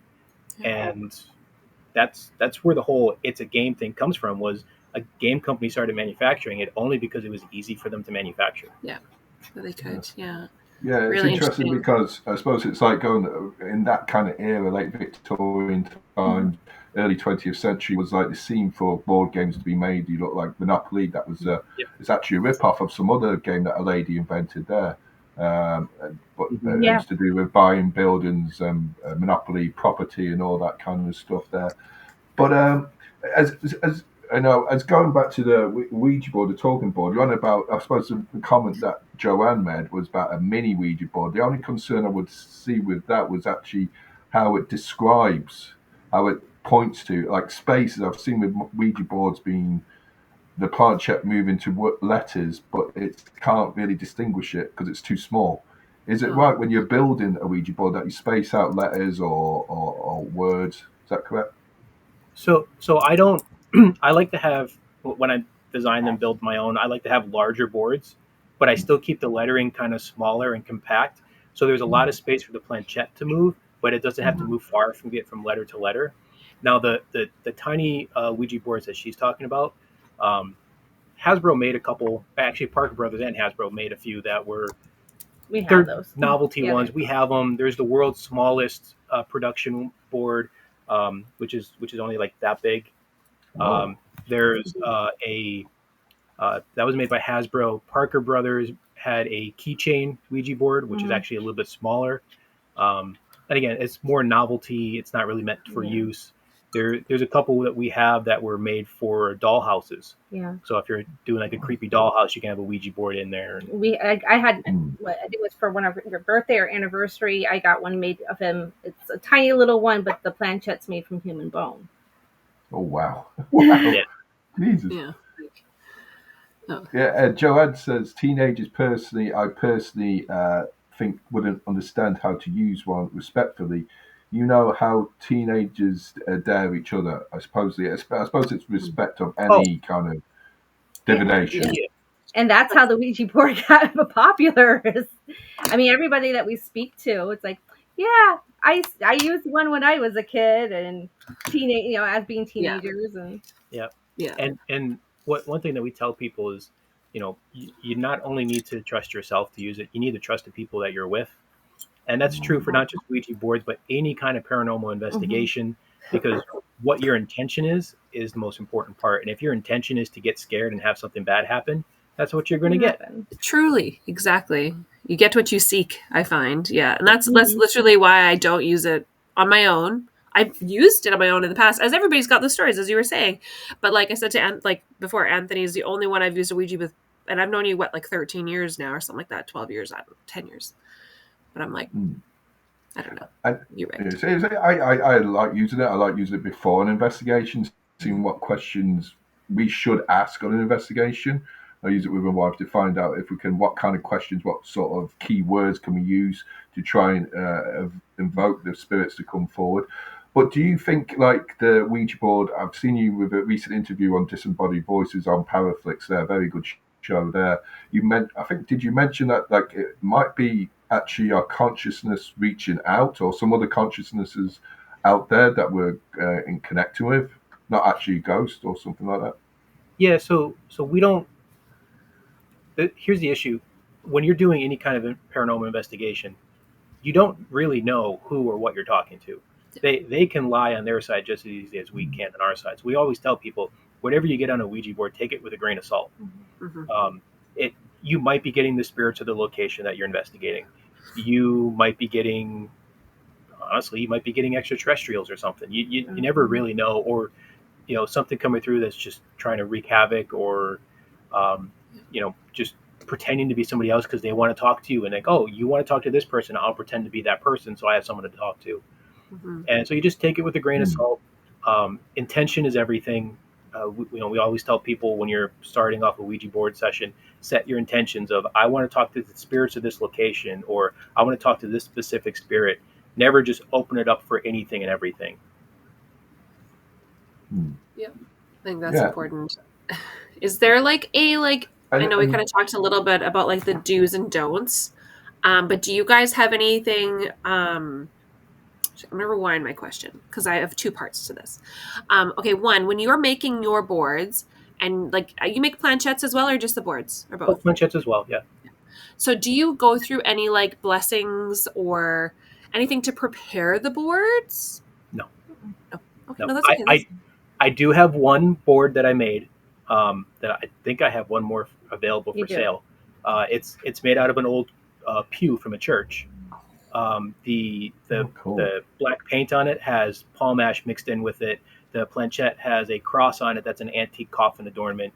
I did all that because it's kind of cool. It's the novelty of it. Some people might feel more safe using that versus something else. Yeah. But a board is a board. We don't cleanse our boards. We don't do any of that. I cleansed one board one time because we did something stupid. And it wasn't even the board. It wasn't about the board. It was just, we just wanted to be safe. Yeah, we were in Philadelphia, where the grave of H.H. Holmes, America's first serial killer, is, and I have a Ouija board that has H.H. Holmes on it. So we put that board on top of his grave. We didn't use the board, but we used it as a trigger object. We used it as a trigger object, yeah. We just did a little 10-minute ghost hunt. And then after like 5-10 minutes, we weren't feeling too good. And we're like, this is stupid. Maybe we shouldn't be doing this. And then we grabbed our stuff and left. And that was the only time I've ever cleansed the board, just in case, because, he's not such a nice man. Totally fair. And then my second question, sorry, Anthony, I know you've got stuff. Go ahead. Literally, is like your do's and don'ts. So like, do you sell your boards with a disclaimer, or like, tips and tricks on how to use them specifically? I used to. I don't anymore, because a lot of the tips and tricks that I started off giving were a lot of the things that you find on the internet. And then the more I dug into those things and realized that a lot of this is just nonsense, I just tell people, set your intention, don't believe everything you hear, and at the end, to close it out, you literally just have to say goodbye, good night, or anything else that you would say to somebody to indicate that the conversation's over. Fair enough. And anything beyond that is, so we do lectures. We travel around the United States and do lectures on Ouija boards, and we'll do all the myth and superstition and walk through every single item of, don't use it in graveyards, don't use it by yourself, don't leave the planchette on, and why all that stuff is nonsense, and try to alleviate people's fears around the Ouija board. Yeah, I was gonna say it's like more fearful of like the precautions you take, right? Oh my god, I had another question. Where did it go? I suppose when there's more rules, associated with something, there's got to be more, I suppose, the obedience to have to fulfill them that would bring more fear. And I suppose like we're to talk about ourselves, like you mentioned there, Bill and Tanya, and ourselves there, Jessica. We use it as it's just a conversation tool. It's just one way, probably the best ever way to try and get information which can be documented, can be stated and recorded there, especially with the questions that you would ask a normal person or trying to get knowledge of locations past. But as you said, it's the intentions, I suppose, with the car and all that. Like if you're driving a car, you don't drive it when you're sort of drunk or on hallucinogens or looking the other way, Yeah, exactly. Yeah. Joanne says that she's very wary of using a Ouija board because I think someone could be pushing the planchette, much like using a glass on a smooth, flat surface. I think that's fair. I do think that's fair. But there could be fakes everywhere. I mean, you can easily fake anything, and that's something that we do talk about is, acting like the spiritualism, how people fake things. Yeah. I personally think that we do kind of push it on a subconscious level, like that. It's called the ideomotor effect. And with us taking spiritualism classes and mediumship classes, it makes more sense now. Yeah. Because it's spirit using us to manipulate. And we're learning how spirit is able to use that energy and move objects. And through that, yes, technically moving the planchette, not intentionally. It's a subconscious process. Yeah, I totally. Of course, you always have that one person pushing it. No, totally. There's always going to be one. But like, on some of our talking boards as well, Anthony. Oh, sorry. Go ahead. Sorry, I interrupted you. No, that's why I tell people you need to trust the people that you're doing this with. Yeah. In some of our investigations, we have other talking boards where like we say like use my eyes to see, use my throat to speak, use my hands to work maybe, or use my feet to walk. Like I remember offering that kind of, use my ears to hear, all the things. And I think that's totally fair is when you're in that Ouija position and you're asking those questions, I think you've given your permission to be used. Like I said, it's an extension of self. So you're right. And just in the terms of mediumship or like tarot, because I do tarot, like it's the things that we're knowing or whatever, we're just being channeled through. It's just like automatic writing or table tipping. And it all falls in that same realm. Exactly. We are an instrument of spirit in that sense. So I totally agree with you there. Yeah, that's. I suppose the ideomotor effect is the past 150 years, and that's been used all the time. But it hasn't. Science has not completely. It's always the muscle movement, but science can't completely devalue how the Ouija board works. You still haven't said scientifically that it's just human movement. So it's only 150 years, and they haven't really come to any new conclusions about it. But as you said, it's the same as like holding dowsing rods. You still have to hold a dowsing rod. You just don't leave it on the table. It still has to have human contact. Any type of divination, I suppose, like tarot, as Jessica, is how we interpret that as well. Yeah. And if it's something to do with movement, if it's done in the right way, and if you're in a kind of trance kind of way whilst you're using it, like we're using it, I feel you can come up with great results without it being faked. So I'm just going to go on to the next subject, which is we talk about spiritualism. Tell us about the spiritualist religion. What is it about and what it stands for? So there's two sides to spiritualism. There's the religious side of it, which is a offshoot of Christianity. There are still I don't know about over in Ireland, but I know in the United States there are still spiritualist churches that people will go to and practice Christianity through mediumship. But then there's the spiritualist practices, and that's the seance and the Ouija board and the table tipping and all those other things. That side of things is where we study, we practice, we take classes, and that's where we're trying to learn, and we're expanding our Ouija board museum into more of a spiritualist museum and try to bring all of those different aspects together. But spiritualism was something that started in the 1840s with the Fox sisters in New York, and it just kind of grew from there, and it kind of ebbs and flows. So it was really popular, and then started to die down until the Civil War hit, and then it got really popular again through the Victorian era, and then it started to die down, and then World War I hit, and it big uptick again, and then it died down with the Great Depression, and started coming back up again during World War II, dropped again in the 50s, and then you see it come again in the 60s, 70s, not as spiritualism, but as the new wave movement, the neo-pagans and all that stuff. It's still that connection with spirit that people were trying to get. Yeah. I don't think there's very many spiritualist churches in Ireland. I think there's a couple towards Dublin. Like we're down in the south, so there's very, very Catholic-based communities. So we're like the misfits, Anthony. Anyways, but my husband's uncle is a medium in the UK, in England, or I guess in London based really. And he is part of the spiritualist church in his community. There's many of them. And it's just like walking distance to his house. Like it's crazy. And maybe it's because there's more people, higher volume, more open minds, say, but it has yet to reach our little corner. It's kind of funny that you say that about like the Catholicism, because that's like very close to the spiritual. I mean, think about it, like you pray to saints, you go to a confessional booth, that's very similar to a closet. They incorporate a lot of techniques. There's a lot of, I see it as there's a lot of crossover as I don't want to say a former Catholic, because I'm still Catholic, but like non-practicing person. Anyways, so I definitely see some layover and stuff like that, but it is, I mean, I don't know. There's a vast difference as well, but also it's ironic, I guess is a good way to say it.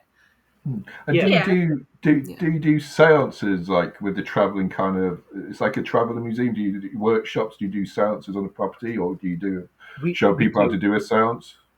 So usually when we do the seance, sometimes with our workshops, depending on where we are and if we have time to do that. But we also work with a company here in the U.S. called Get Haunted, and sometimes when we do public ghost hunts with them, we'll do a seance.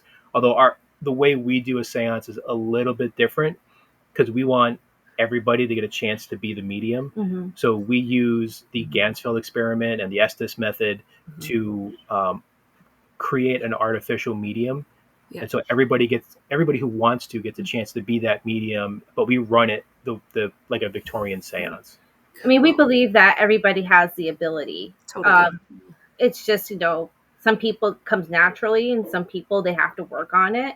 And so that's something that we encourage. And we've had amazing results with it, especially people who have never done it before, and they just blow it out of the park. Yeah, the Ganzfeld experiment and the Estes method kind of act as mediumship training wheels. Yes, yeah. I was going to ask, do you guys offer any mediumship training or coaching, like as within your company? No, like we'll offer guidance. We'll happily point people towards people who can teach better than we can. We're still learning. Yeah, I mean, we know the history. Yes, we know how to use the different tools. Yeah, but in terms of the actual mediumship side of things, we're still novice. Yeah, that's okay. We take classes every Thursday. We're paying for classes on weekends here or there to be able to learn more about the mediumship cabinet. We're diving deep right now. So we're still learning, so we're not teaching, but we're happy to kind of that's great. Give some guidance, point people in the right direction. You're building a community, and I really love that. In terms of your own senses, do you find that your, like, now that you've been in the communities of mediumship and building on your own strengths, are you seers, feelers, hearers? Do you have any, like, I'm like blanking on all my words, but clairvoyance. clairvoyance. Your clairs. What's your Yeah. clair? Yeah. So for me, I everybody can get any of it. There's always just like that one thing or two things that come through a little bit clearer. For me, it's clairvoyance. I tend to see more than I hear or feel. But I do sometimes get the words. I do sometimes get the feelings. And I mean, I think I probably, now that I've thought about it, I'm probably more clairvoyant.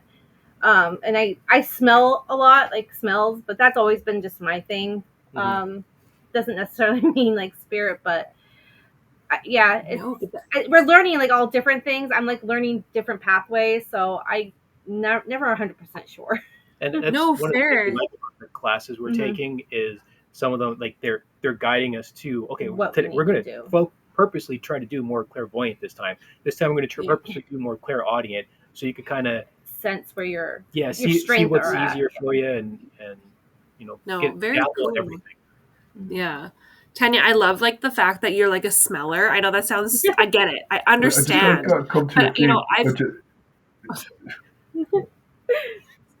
This is what I mean. He like hates having me co-host because I'm like, so I'm just going to come to a few statements. So, a few statements. Joanne says, talking of fakes, I remember a few years ago we were investigating an aftersaw and a woman said, I feel very cold. Spirit is around me. She was standing in front of a locked door and the house didn't have heating for 600 years. She says that was silly. I suppose it is. It depends on what people feel. But I suppose when people do feel cold, freezing, when people, I suppose there's a confusion to how people announce a cold compared to a chill. I suppose a cold is to do with your inner self, whilst a chill, chill's to do with your inner self, whilst a cold could be a cold draft, external, what I'm talking about, an external change. So, Kathy says, I've seen people afraid of the Ouija boards, yet they will cut up paper, write down all the numbers and letters of the board, yes and no, and use a glass. This is no different in the outcome, so it seems to be down to the look, design of the board that deters them. We actually see that a lot. There's people we investigate with. Oh yeah. Yeah, there's people we investigate with who they won't touch a Ouija board, but they'll happily use dowsing rods or pendulum boards. And they'll have a pendulum board with all the letters on it, and they'll use the pendulum to point to the letters. I'm like, but you won't touch a Ouija board? It's literally the same thing. No, totally fair. I can't remember. I was gonna go on to about your not claircognizance, your smelling, clairalience, I think is what it's called. I think so. You're smelling. I have talked with other mediums about this as well, because I have that as well. And it's not so much that I can smell like, I can smell like perfumes and stuff like that. I'm very sensitive, always have been. But I find that that's like, that's how I associate my memories. Yes, is through smell. So I don't know if that's for your base as well. I'm like, I can, if I remember a scene, I can remember the smell there. I call it smelling a memory. Yeah, because like when certain smells hit me, I can stop and I'm like, I'm automatically connect to a time and space where I've smelt that before. Emotionally, I'm very much, and I mean that's actually a scientifically proven thing, is that your smell does connect to your brain and your memories and your emotions. Exactly. Yeah. No, really cool. I just was like, I know you're like, it's silly. It's not silly. I totally agree. I totally am in the same realm where I'm like, it's the silliest things that like transport you. And like you're right, it's tied to your feelings. And then it kind of like, you smell it here and then it's like your gut feelings change too. So yeah, it opens you up. Yeah. But I mean, there's been plenty of times on like investigations, like we've smelled in Mido, which is a correctional facility, we smelled the scent of roses. Yeah. That was and it moved down a hallway. In the Shanley we smelled cupcakes or like something vanilla baking, remember? Yeah. And it smelled like somebody was baking something, and it's a rundown old hotel. There's nobody there baking. Yeah. And sorry, I had one more comment just for in regards to Joanne. Kathy said, Kathy just has, there is. Go on. There is, Kathy says there is quite a difference in the spiritual chill than a draft. Yes, I know there can be differences there.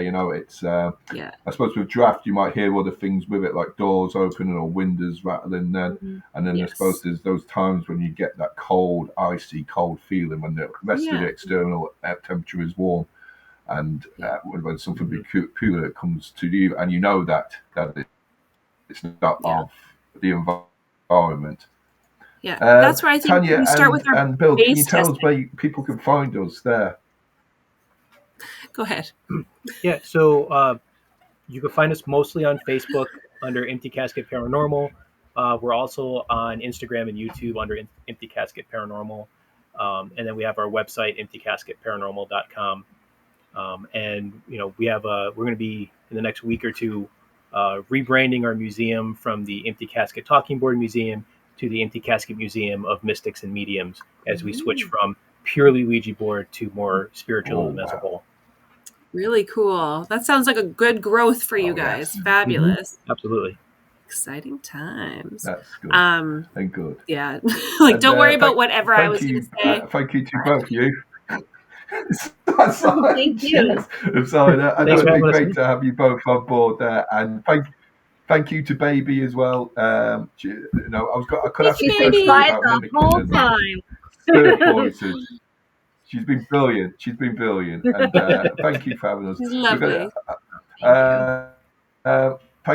Thank you for coming on the show. I really appreciate it, Bill. Thanks for having us. Bill and Tanya, I wish you a happy festive season, great Halloween, and all the best for now. Bye now. Thank you. Same to you. Guys. Thank you. Bye. Bye. Okay, Jess. So I've got to say that we've got PJ coming in. I've got to bring PJ in now. So PJ is going to be talking about. Bring him in. There we go. Here's PJ. While you're bringing him in, hi PJ. Púca Vogue now next. Before we kick off with PJ, I'm so sorry, PJ. You know me, so you know that I'm just a chatterbox, anyways. Oh my god, I can't even talk. I was going to say the base tests. So this is, again, going back to Joanne and where we were kind of chatting about, the chill and the cold. And, I think we do those base level tests before we begin an investigation. So we have what the room should be at versus how high it can spike, right? So when it gets those really, really sharp chills, measurable, I don't know. I always think it's good to compare and contrast anyways. Yeah. Sup, PJ? How are you doing, man? Hello, Anthony. How are you? How are ya? I think poor Anthony's. I'm driving him crazy tonight. You can tell he's just like, can she be quiet? No. I'm trying to sort out. Are we all good? Technically? Because I'm just getting one or two comments there. So. Well, I can see and I can hear it. I think Derek has spoken as well. Taking over the night shift with me. Your audio, Derek. PJ. I can't get Derek there. Sorry, I don't know if it's just a little muffled. Sorry. Can you hear me now? I mean, it's quiet, but I can hear you. What about you, Anthony? Oh yeah. I can. Can you all hear each other? I can hear you perfectly. Yeah. Okay. There's probably a little bit of feedback. Okay. Joanne says it's interesting. She says it's interesting trying to debunk things in location. It's great to trying to debunk things, as you said. We're on about chills and drafts there, and I suppose like if there was a draft, you hear noises like doors rattling or windows rattling there. I think we've got Derek. I think Derek's coming in. Derek. I don't know. I think Derek's a black box at the moment, or he's inside a black box. You might have to come back out and in there, Derek. That's so funny. That's okay. I'll hang out for a minute if you want. Okay. There's always something technical. We've got to go move on to the first topic because we're going to move on to the first topic. So we're going to talk about historic rugby. Yeah, just be quiet there for a minute there, Jess. Just for 1 second. I'm sorry there, Jess. We're talking about historic rugby there, Cover will it help? Maybe PJ. that might be. Can you I was just explain taking a off bit the phone about the cover. back? No worries. Oh, there we go. Is that better? It's happening tonight. It's happening tonight. We're all good there, PJ. Anyway, by the way, you're looking good. You're looking good. Well, I said, you know what? I'll take off the phone cover just in case that this is a problem. Fair enough. No worries. Just like that. Derek, I It's can't okay. It's see great. you there, mate. There's no camera. Anyway, so we're going to talk about historic rugby there for a second there. Can you explain a bit about the background of the town of Rugby in Tennessee? Yeah, like I have to say, like what an amazing trip. I have a podcast coming out obviously with you guys soon, but what an amazing trip. I was very blessed. I got to meet ATSS Paranormal. So they arranged it with the Soul Sisters. So they had two locations, but the one we're going to talk about obviously is the village of Rugby. And it is so brilliant to be in America. And do you know when you hear the crickets? So you arrive on location. Yeah. The houses are like orange. It's nighttime. I'm setting the scene. So it was like nighttime, orange little lights in the houses. The crickets are there sounding in the background. It's dark. It was just, you could feel the vibe before anything else. So the historic village of Rugby actually we had 5 places to do on the night. So we had the Thomas Hughes Library, we had the Uffington House, Kensington Isle, we also had the schoolhouse, and we also then had the theatre. But it was founded in 1880 by a British author, Thomas Hughes. His concept was back at then in England, we'll say the younger man or the eldest, they always took the next heir of the family. He wanted to go against that and create an environment where everybody felt, we'll say, a town environment of 300 inhabitants. And it was just the most amazing location. When he had a vision, it was very successful. He actually brought his mom and all out there because his mom was part of Uffington House. And she was called, I always love when you hear the name Madame. So Madame Margaret Hughes, that was his mother. So she was based in Uffington House along with his daughter Emily. Now, I suppose I'm starting with that one because when we were doing that house, because as I say, on the investigation, there was the 5 houses to be done, or 5 locations, I should say. But in Uffington House, I was there and it was interesting. 2 of the ladies did an EVP session in one of the rooms in their own. And they actually asked, is there anyone here? They got an EVP back going, I am. And then they asked, is Emily here? So they specifically asked for Emily. And again, the female voice came back with, I am. So I was kind of going, this is kind of cool. The one room, the ladies, 2 ladies getting an interaction, and you can hear the EVP because I shared it on the socials. So then I left them, I went off upstairs, and I always love in America when they were really theatrical, where you see the rocking chair just sitting in the corner of a room. So I was upstairs in the room. The rocking chair was like a child's rocking chair. It wasn't like your standard height. And I began my call out. I was on my own, and the rocking chair actually started moving in front of me. Now, there was also a motion sensor ball, cat's ball on the chair, and it was lighting up at the same time. I did check, was it floorboards? Was it my movement? And here's this rocking chair going off while I'm asking my questions at the time. I went downstairs, so the ladies left, and then I took over the room the ladies were in. Very interesting. I was the only male, imagine. I was the only male on the investigation. So I went into the room. Yet, when I started asking, I got a male voice with the EVP of help me. Not once, but twice. And as I'm talking, there's actually heavy breathing over my voice, like a heavy breath twice. So again, that like for me, I love that because if I'm the only male in the room and I'm the only male on the investigation, and here's a male voice coming back through me going, help me, to me, I love that because that means, now obviously I don't love it as in obviously somebody needs help, but I love it as in from an investigational point of view that I was the only male there. So That's really interesting. yeah, And it was quite interesting. The hard part, of course, as we all know, is sometimes we're investigating and we're relying on the equipment we have, but it's only when you go home and review you see what you actually got. So obviously, it's not a location I can just hop to next week to try to move on again. But I will actually return to this. I will return to the states to this investigation again. So that was point one. So of course we had Uffington House, the two ladies again asking for his granddaughter. Like they were there asking for Thomas Hugh's granddaughter Emily. They get I am. They were like, "Are you here?" I am. Next thing they leave, I go back in. There's the male voice of "Help me," and that was in, of course, Madame Hugh's house, which was Uffington House. So we then left that location and moved on to the school. And in the school, they had tripwires laid down.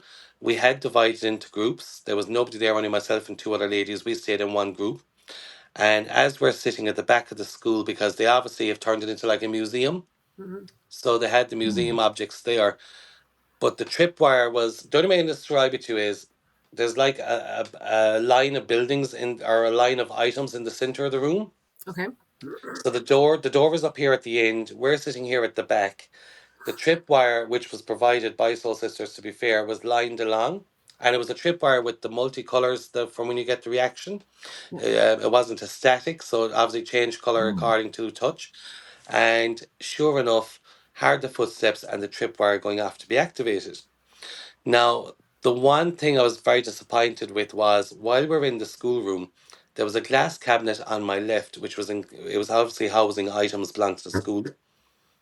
And as we were standing just talking, you literally heard that knock on the glass with nobody beside the glass or near Yeah. the unit. And unfortunately, I wasn't recording at the time, but it was a great personal experience because we all know, like you guys are in this era and for so long, but to have somebody knock on the glass like that with force to hear it at the time, that takes a lot of energy. Absolutely. Yeah. The force, we talked about it with the previous guests, the amount of energy it takes for that to, happen in one instance, but let alone reverb. And, that's So like that was, we'll say, the schoolhouse. Then we went on to Kingsington Lisle, which was a third house. So the third house was actually built for Thomas himself. That's where he was to reside. But he actually, maybe only a very short period, he actually resided in the house. He never actually moved in officially or lived there. And it was interesting. The first group, so it was led by Jaffa Kaufman, and she went in there with the first group. They were seeing shadows and they got EVPs, and they were also getting, especially in the gentleman's parlor, they were getting shadows. But again, we didn't share that information at the time. Yeah. So then I went in with the two ladies, and they had a RIM pod on the stairs. So you walked in the door and there was a stairs right in front of you going upstairs, but that area was sealed off. So they placed the RIM pod on the stairs. Yeah. We obviously, of course, started splitting up, being nosy, being investigative. What's in this house? There was beds, there was items belonging, of course, to Thomas and the family. Yeah. And sure enough, the RIM pod started activating on the stairs. And the RIM pod was reacting, we'll say, to questions or EVPs. We split up. So it was quite enough from us, we'll say, from an EVP side, but yet it was very interactive on the RIM pod side. But that was following on from the ladies and their group having seen the shadows in the gentleman's parlor and having the EVPs there. But the most amazing part of it, I won't say amazing, it's all beautiful. But there then was part the library. So the library was actually done, and I've notes here beside me because I like to remind myself. So in 1882, Thomas Hughes built on their village a free library for everybody to be educated. That's amazing. It was, yeah, and I won't lie to you, you would love it. You would absolutely love it. Do you know when you walk through the door and you can smell the history, you can smell the books, you can smell the atmosphere. Yeah. You know you're walking back in time. Yes. Yeah, it gives your heart that jitter. So like I was like, picture this, like you're standing in outside, and I suppose being Irish versus American, you're obviously standing outside this building where you have these painted white boarded building, the steps leading up into the half door, you're walking through, and all of a sudden you just get this feeling of nostalgia, of Yes. home. Yeah. Like you can even smell the books. It was just, I was very privileged, actually, very privileged to experience it. So as a group, we did the library together. Now, there was artifacts in the library, but an interesting part of the library is like we all know, guys, like Anthony, I've investigated with you, Jennifer, we're all in this game a long time. You're always trying to find what we are an investigative tool. We're using tools, but what can we do to get spirit, ghost, man, woman, whatever, but calls to join in or interact with us, get answers, because it is paranormal research. And the interesting part was the first librarian was actually German.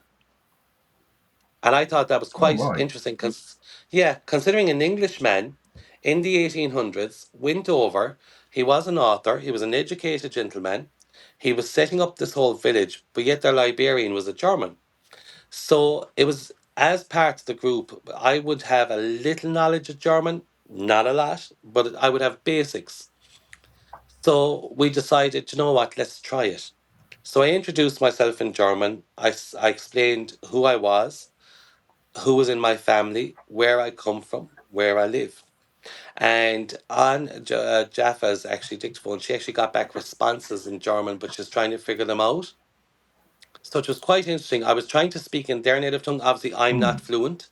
I was Yeah. probably having mispronunciations to a degree, because we all know what was someone who's learned versus someone who's grown up with the language. But yet the language was actually delivering results for them on the investigation. And it It's was only really basics. Oh, right. That's so But neat. I know we've chatted about that before, like that Yeah. connection with And does, language and like discovering. and does it, I'm so sorry. One second, Anthony. We've chatted about that before, having like not necessarily the dialect, because sometimes it depends on the region where you're coming from correct. as an English person doing it in Ireland or like as myself, and being able to meet them where they're at. You have to wonder if in that spiritual realm, is language a factor?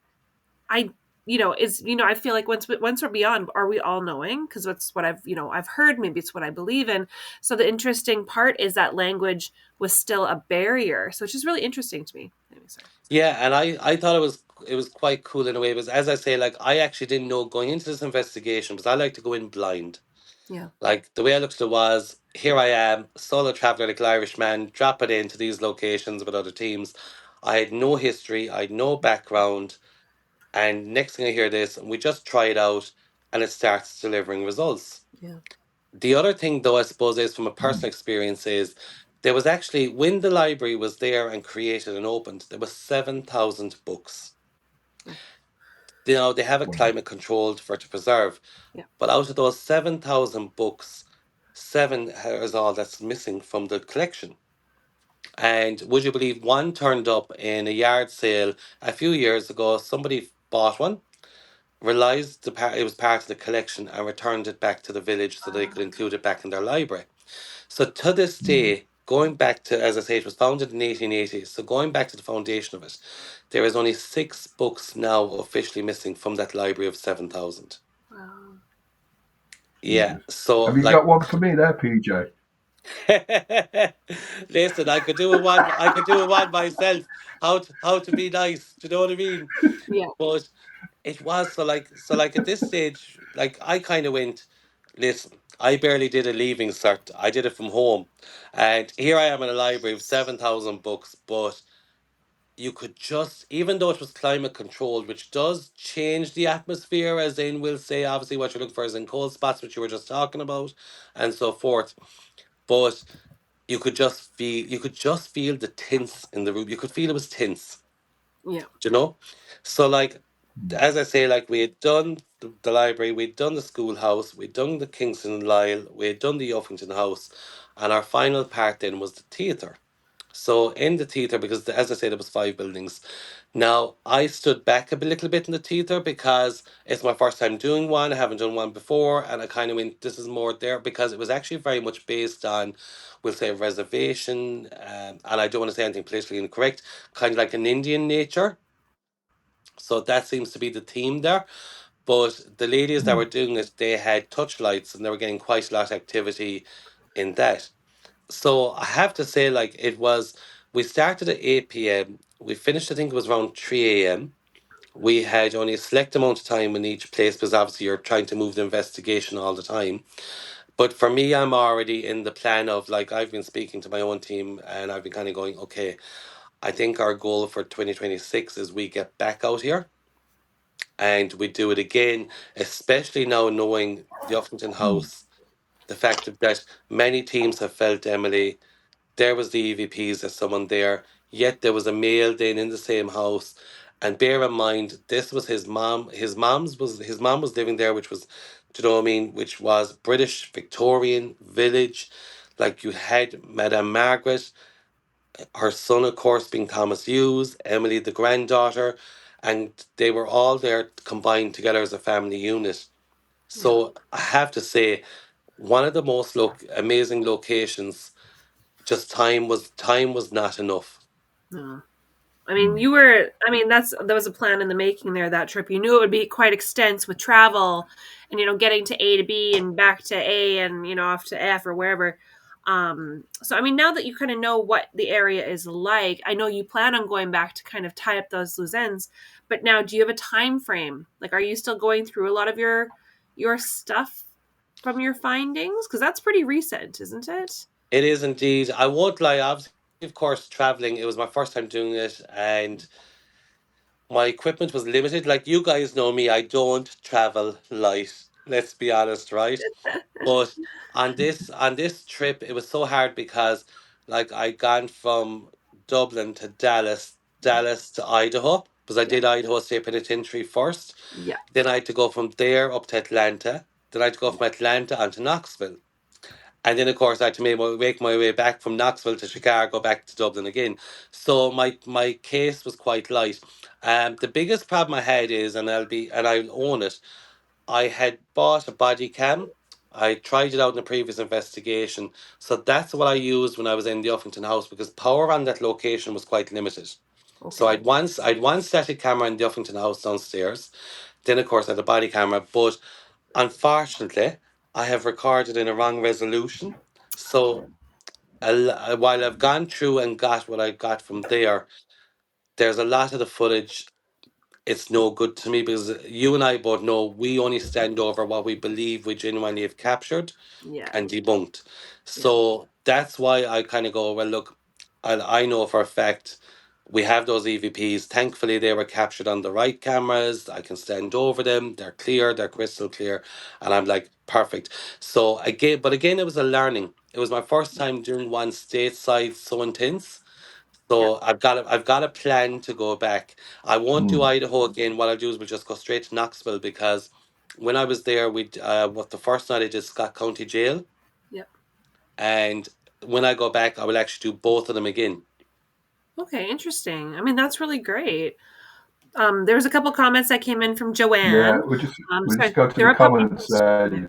Go Yeah, go on, Jess. You read about. Sorry. that's all good. So first, she said, "Did you ever give too much energy away and go home with a paranormal hangover?" Me personally, no. Um, for me, I always offer up my body. I offer up myself to be used. I've never had a paranormal hangover. It's interesting. I met a lady many years ago who actually asked me not to paranormal investigate. I think it was myself and you, Anthony. I think we covered this on one of the chats or with Jessica. I know I covered it with someone, Yeah. but she always maintained that, and I always laugh at this because let's be honest, lads, I'm not the most rounded, perfect person in the world. But she calls me a priest, and she says when I go into locations, I'm like a moth to the lights. It's like that type of draw. So she felt I shouldn't be ghost hunting because that's the effect. But on the far side, for me personally, no, like I've never really left an investigation with nothing. So no, I never get a paranormal hangover. The only thing I often find is sometimes I find the energy is still there with me, or the thought is in my mind of what can I do more for them, or Mm-hmm. what did I miss. Sometimes I feel we can get caught up in the moment that we've missed something big, and that's why you often watch back the cameras and you kind of go, Okay, the only question I have that is really playing on my mind, and this one will be interesting for you both, because obviously, of course, Jess, you're very sensitive. Of course, Anthony, you're very much meticulous, well, the way you go as well.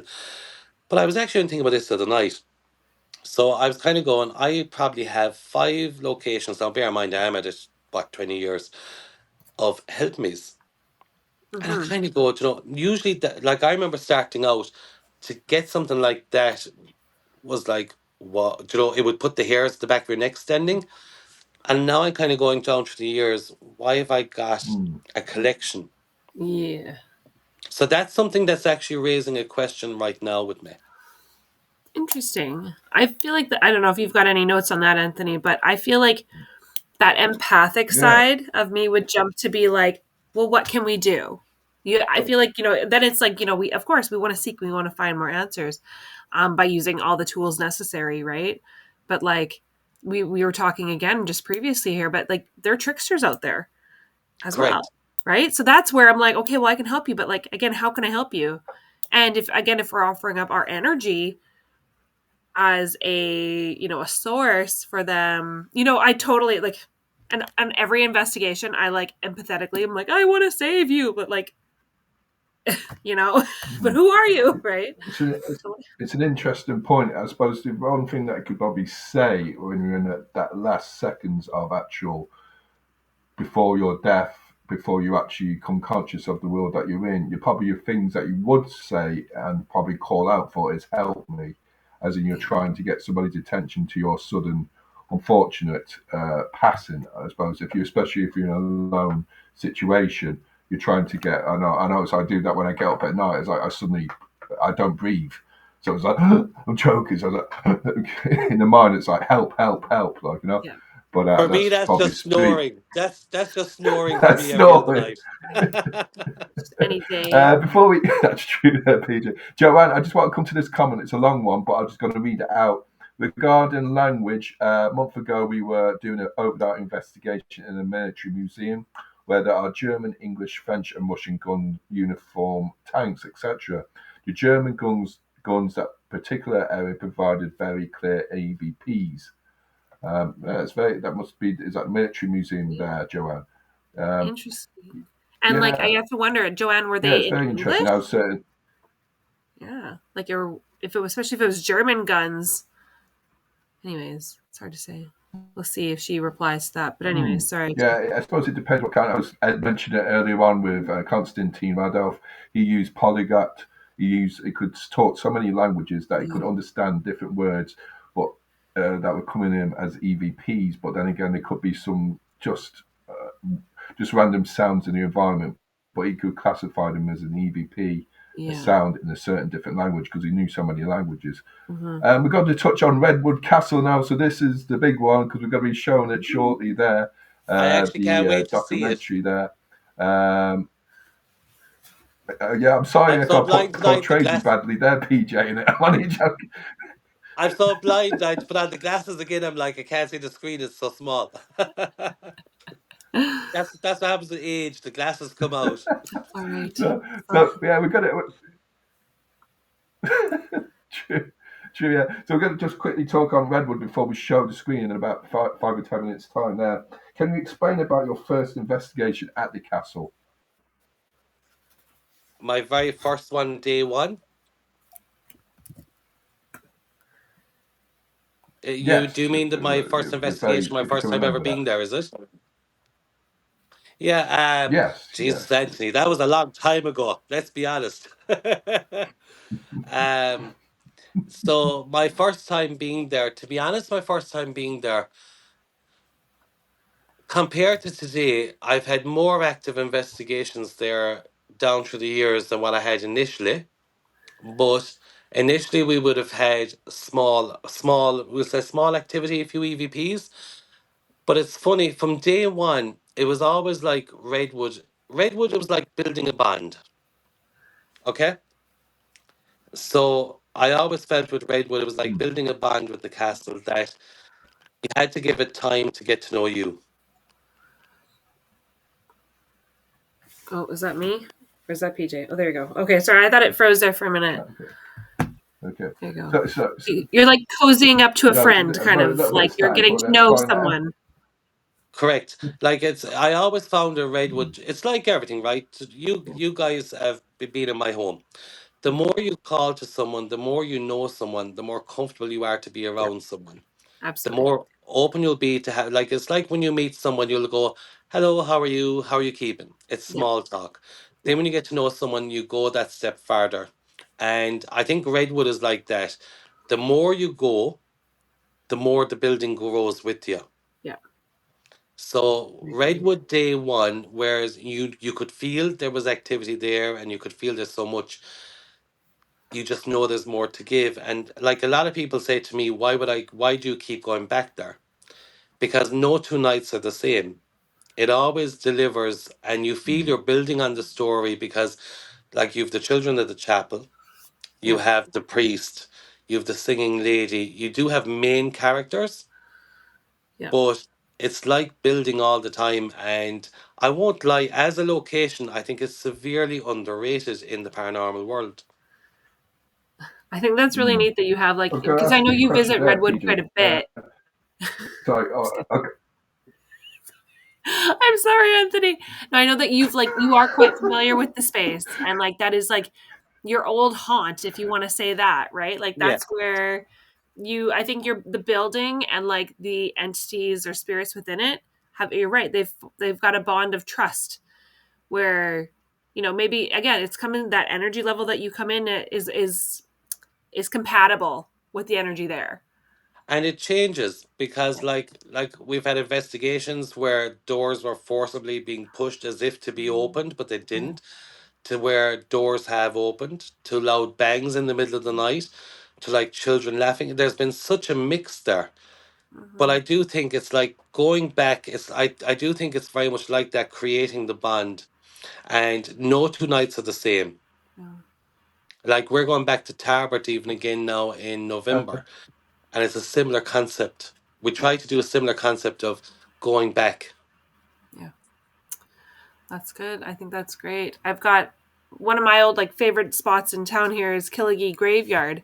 And that's like one that I've like built a relationship with as well. I think anyways, personally, I believe again, walking into scary or once scary environments and then feeling at peace or at home and in that as you do with any, monument or spot. But the interesting thing is, you just said there, like about being at peace, even though we go to Redwood so much. And like you'll have moments where, like, I'll have some guests that might go home at 3 in the morning, I'll have some guests Yeah. I'll stay overnight. Yeah.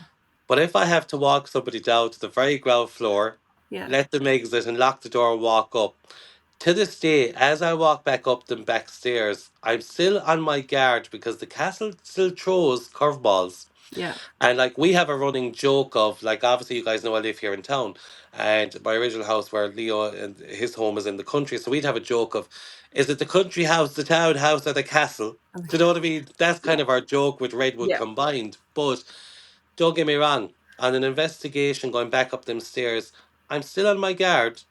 Yeah. I would never, just because you just don't know what's going to happen Mhm. next Yeah. thing. Yeah. It's a lovely sentiment though. It is, and like I it was. just got to read out. I just got to read out a couple of. So Sure. Do you want me to read it, I'm or just you going to want? read out a You want couple to? of questions or statements by people that. So no, you go ahead there, Jessica. There, one second. Sure. Yeah, go I ahead. see. Okay. Joanne had said that was the German one. Okay, so she did get back to us. I will come back to the other one from Parapathways. Um, Oh yeah, sorry. Where do you want me to go? Okay, Joanne. We used so regarding the gun, and the Russian there, she says we used a few words of German, and seemingly a German soldier was given this gun by his dad. So that kind of saw that. Redwood is a great location. We are on the gallery, and team stood. Sorry, we were on the gallery, and the team stood on the roof, and we got very clear answers of names. That's really interesting. And then jumping back to Parapathways, we are more open minded today in helping spirit, whereas years ago, Happy the world says. was more suppressed in wanting to help anyone in spirit, as you may have had consequences if you said to anyone you worked, heard, or helped spirit, which is totally fair. And then she goes on to say, I agree with PJ, as I find the more I go back to a building, I get to understand it more, and this reminds me within and things remind me within the walls. I guess. Sorry. I always say the best investigative tool is you. Yeah. I always say if within you the just walls, yeah. strip it back and just let the building just breathe around you. Yeah. We all start with the build, but then let it breathe. Let it guide you. Yeah. It's the difference between like looking for the answers and finding the answers, right? Because like obviously the last time I was there, Anthony, you were there with us, and like we're going back into tomorrow. We're hitting the road for 2 nights of Redwood, so we're excited to see what's the next step up from our last investigation to 2 nights. What are we going to come across? Yeah. Oh, very fair. Yeah. Very cool. That'll be I'll exciting just for ask you you one more guys. question there, PJ, there before we've got to show it there.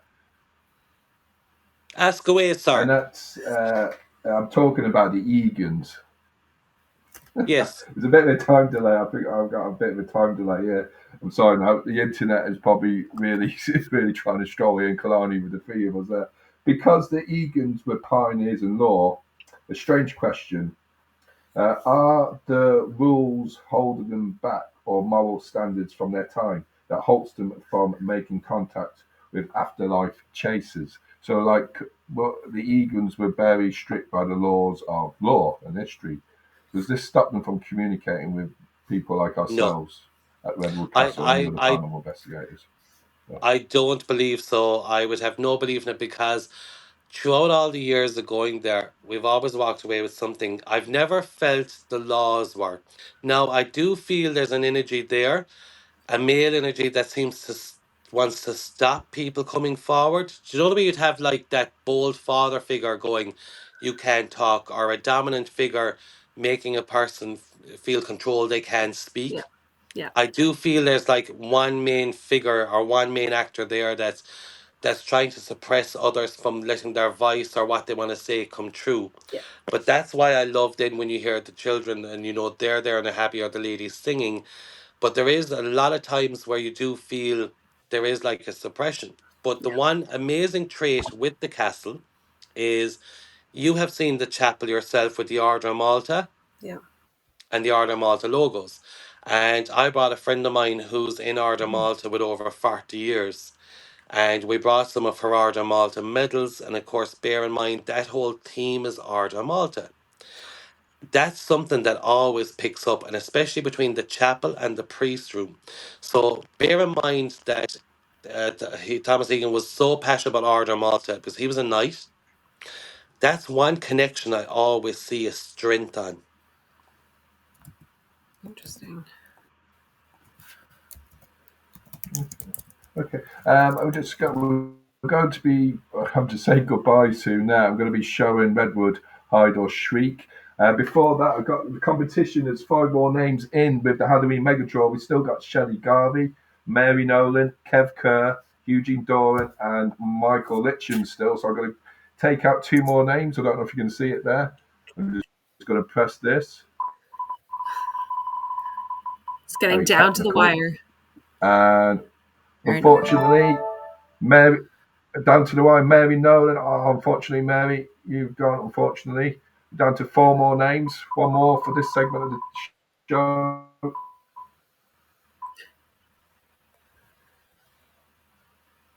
And it looks like That's Michael, gross. Michael Litchin. Oh, I'm sorry, Michael there. So we've got 3 more names, but we'll reveal the winner after the documentary. Kev Kurt, Eugene Doran, and Shelley Garvey are still in there.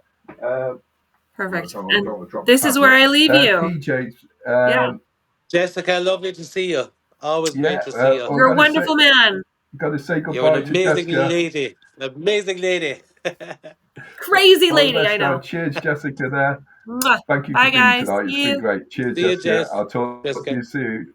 Bye, bye, bye. And so there's just us two now, PJ. So we're going to be talking about Redwood Castle now. We're going to actually be showing it there. Can you tell people where people can find you and what's coming up in the next few days? Okay, so tomorrow we head to Redwood Castle. We're going to be spending 48 hours, 2 nights on lockdown. So Saturday night we will have a condensed crew to build the energy. Sunday night we'll have a larger crew. We're going to do 2 lives. I think it was 11:30. Yeah, 11:30 each night. We're going to do a live from the castle. the following morning. So Saturday night we'll do a live at 11:30. Sunday morning we will do a video of what happened the night before. Sunday night we'll do a live at 11:30. Monday morning before we leave the castle, we will give a highlight of what if anything, because you never know what's going to happen, of how the investigation went. They can find us, of course, on Instagram, TikTok now. We have a new Facebook page, and it is Púca Vogue Irish Ghost Hunting. And we would gladly love anyone to come and join the page, because obviously we got hacked and lost our original page. But they'll find us live on those. We will upload the live to Instagram after. So look, everybody will find us. If you're on any of those platforms, you'll see what we get up to over the weekend. So your social media is going to be inundated for the next 48 hours once we hit that road tomorrow. That's great. And cheers, PJ. It's been And amazing there. there's going to be a few costumes, so I'm not going to look great in one or two of them, but there is a few costumes. One tied in for the castle, one is just a bit of Halloween fun. So look, take it as you get it, but it is a paranormal investigation. Beautiful. And it's amazing there. And I suppose we've got the extra hour, haven't we? Tomorrow night. Yeah, tomorrow night. Yeah, so looking forward to seeing what you get there the next couple of days there, PJ. Well, also, I hope, Anthony, yourself and the team are getting ready for a return. It has to be done. Definitely. To return to Redwood, the sequel. That's a challenge. Maggie says we'll definitely be tuning in, looking forward to it. That's Maggie there. How you doing, Maggie? Yes, so we're going to be showing Redwood, the documentary. Now, this is an hour long, but just to let you know there, we'll be coming back at the end of the documentary just to go through the last few more things. PJ, thank you for coming on the show. I have to say goodbye to you now. No bye, and all the best. Love to Kobe and all the Púca Vogue team and everyone that's going to be there tomorrow night. All the best. No problem. And thank. Okay, so that's PJ there. So we're going to be showing the documentary there, folks. This is Redwood, Hide or Shriek. This was filmed in August there. It features PJ, Leo, and Aoife from Púca Vogue Paranormal. Also, myself and Derek are background guests, along with 3 other guests, Jenny Willis, and I think it's Alan Mulcahy and Pamela Mulcahy. I think I've gotten down as Wheeling because PJ, I think, gave me the wrong surnames. I only noticed it afterwards. Joanne says, Happy Halloween. So, yes, this is going to be the documentary. This is Redwood, Hide or Shriek. This is a Halloween Extravaganza V, folks. Here it is.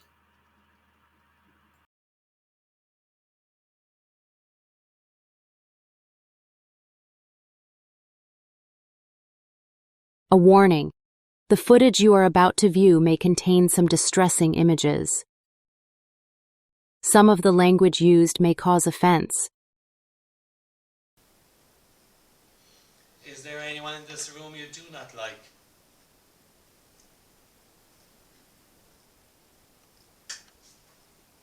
That's the kettle, is it? It's a timer, right? Yeah. No, it's a timer. The red, I think. No, it's a kitten. It's turned on, yeah. It came on. Oh, wow, I seen that. Go Margaret, a wish.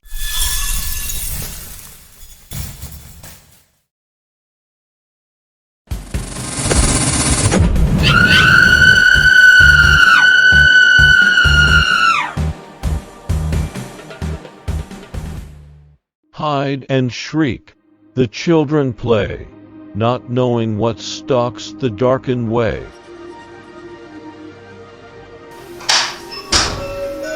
Now that was what, another time? Whispers crawl through floorboards deep. Something wakes that should still sleep. Are you hiding from someone? And one less voice will rise today. Yeah. So, oh, wow, I seen that. Go Margaret, a wish. Thank you so much. Wow, that is amazing. I got that.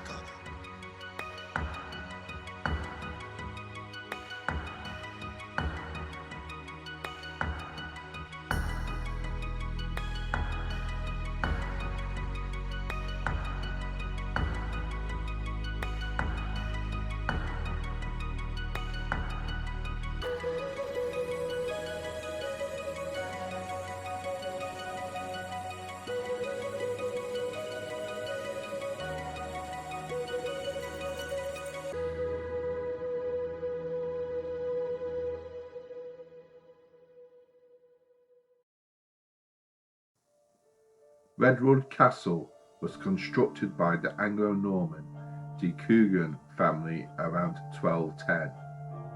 Built on a strategic hillock near the River Shannon, its location was key to Norman military ambitions to control the west of Ireland.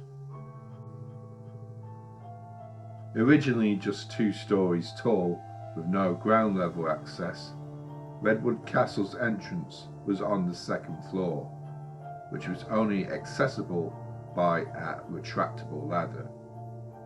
The reason for this was to enhance its defensibility. In 1350, the de Coogans vacated Redwood and the castle was granted to the O'Kennedys, whom passed it to their chief bardic family, the Mac Egans. The Mac Egans were hereditary Brehon lawyers and scholars. Under the Mac Egans, Redwood became a renowned hub for the practice of Brehon law and learning. There was only a total of 7 families in medieval Ireland that taught this system, and the Mac Egans served multiple lords, leading to a near monopoly over medieval Irish law. The castle was linked to key works of Irish history, notably the Annals of the Four Masters were written and talked about here. Michael O'Clery famously sought approval from Flann Mac Egan of Redwood upon completion. It was the Cromwellian conquest of Ireland between 1649 and 1653 which saw the castle get damaged. The wooden floors and roof were destroyed. This most probably occurred in 1653 after the Mac Egans had surrendered. For centuries, Redwood lied in ruin. A local farmer at the turn of the 20th century cut out a ground floor opening from the 11-foot thick western wall for the purpose of sheltering his livestock. In 1972, Michael J. Egan, a descendant of the Mac Egans, a lawyer from County Mayo, purchased and restored the castle using only his personal funds after being refused grants by the then government. The castle was reopened to the public in the 1980s and stands as a testimony to Ireland's past growth in law and history. There is countless reports of ghostly phenomena associated with the castle.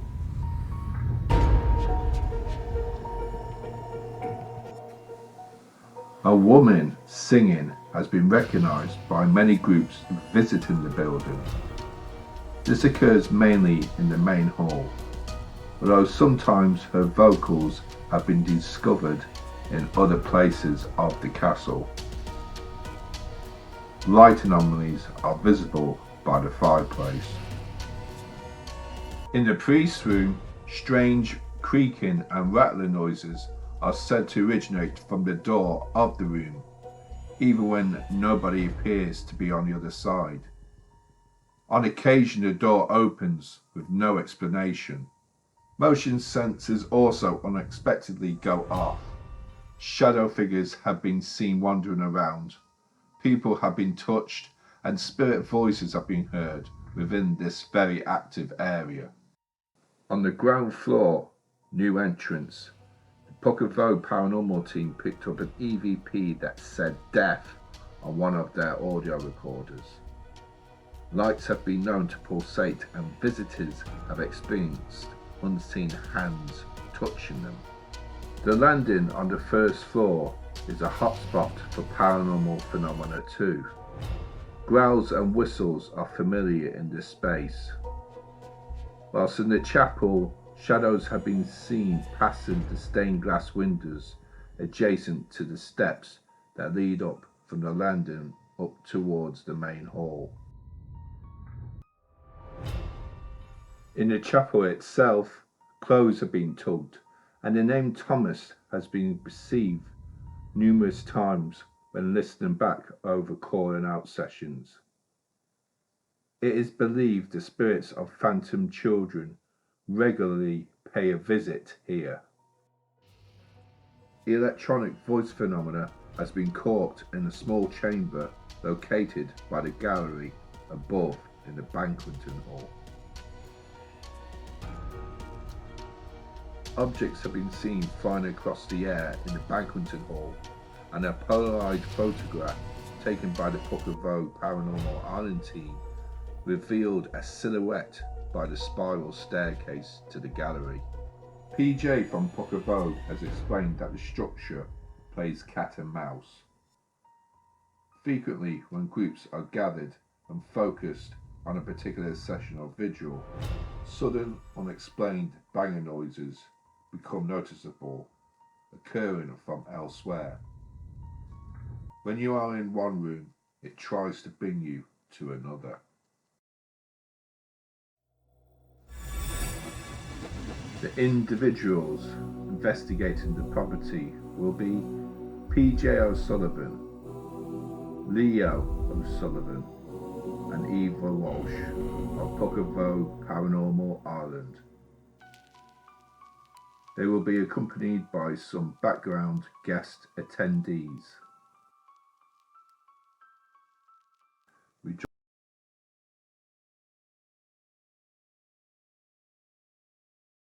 join the Púca Vogue Paranormal Investigations team and the guests at the new entrance on the ground floor of the castle.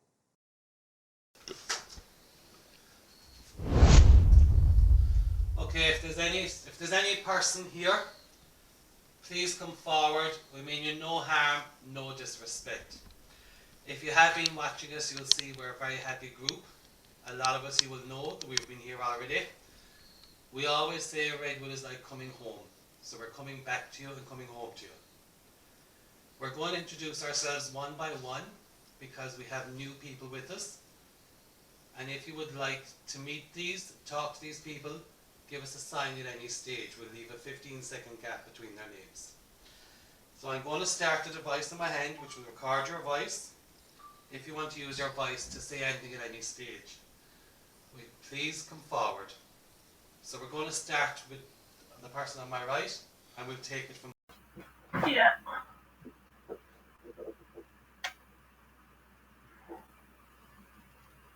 Okay, let's wait for people to come back on again.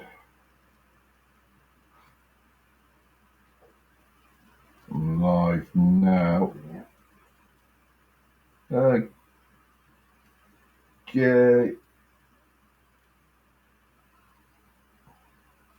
Can you see me, love?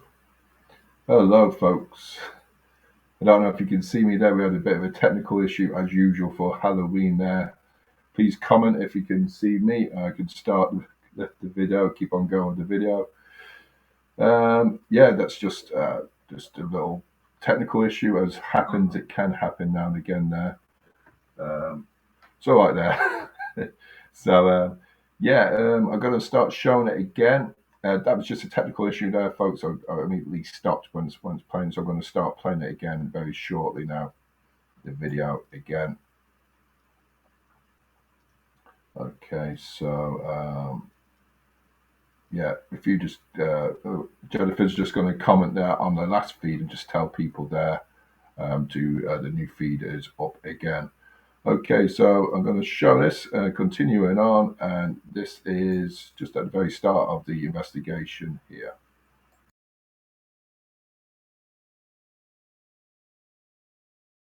Join the Púca Vogue Paranormal Investigations team and the guests at the new entrance on the ground floor of the castle.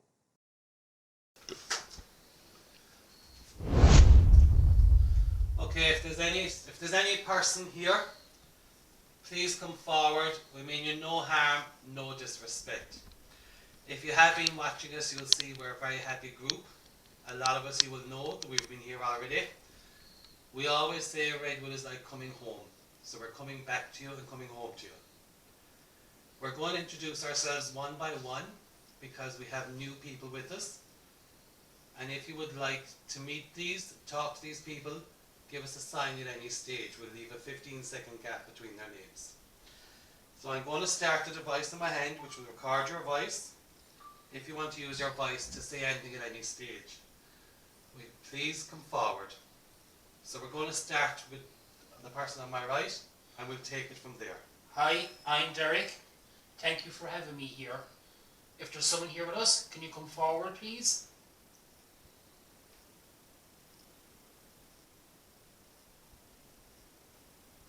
I'm PJ.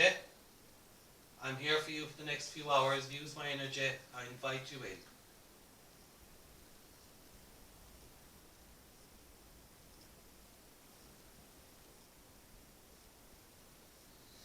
Hi, my name is Leo.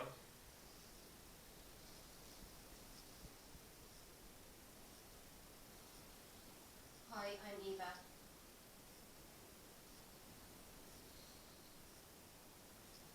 Hi, I'm Pamela. Hi, I'm Alan. Hi, my name is Jenny, and thank you for allowing me to be in your home.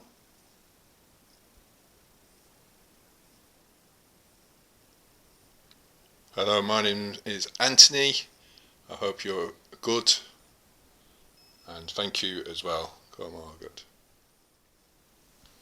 So if there's any person here, I'm just going to show you some of the items again we have with you.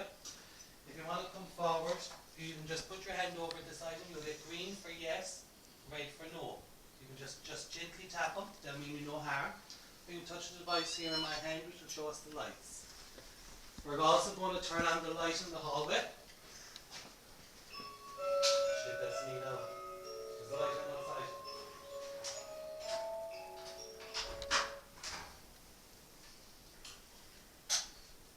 The lights are gone.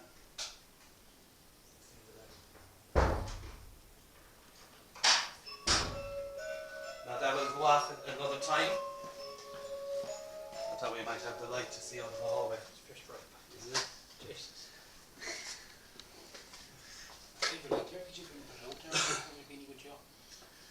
It was more to reflect. Oh, to reflect, yeah. Okay, so we are only building between the floors. We're going to go through each room, and we're going to ask you to come with us throughout the castle. But I do want to check if there's any person here, and I know we're only starting. Please come forward, use our energy of the equipment. Maybe you're outside in the hallway. If you are, there's a device out there. If you walk past it, we'll know. Do whatever you'd like to do. We invite you in. I invite you in.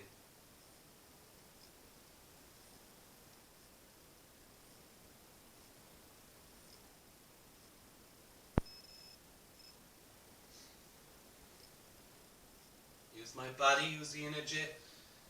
Give us any sign you'd like to let us know you are here.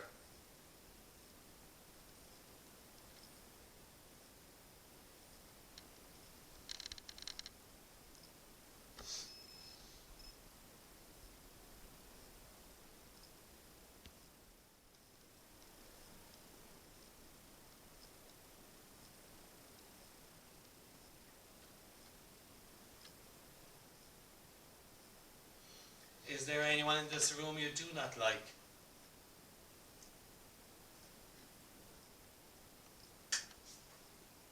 That's the kettle, is it? It's a Yeah. timer, right? Yeah. No, it's a timer.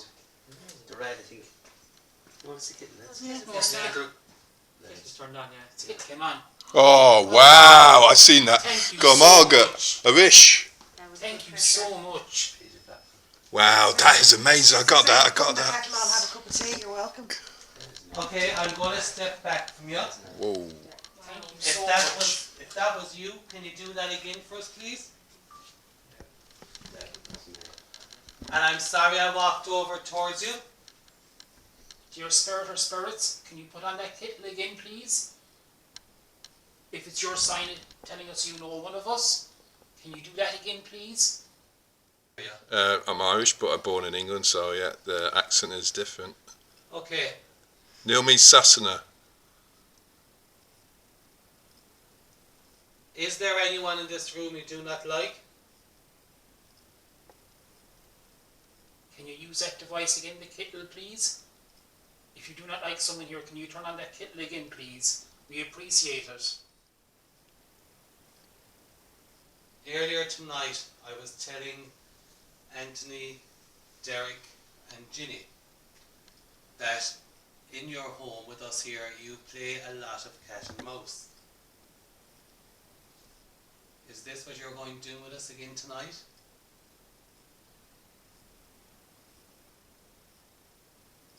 And if so, that's okay.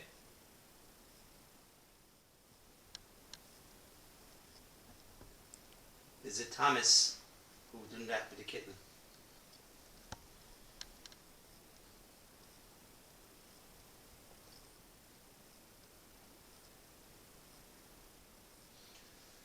I will say before you ask that, I'm actually roasting and sweating, right? But I actually got a cold chill in my back. Yeah.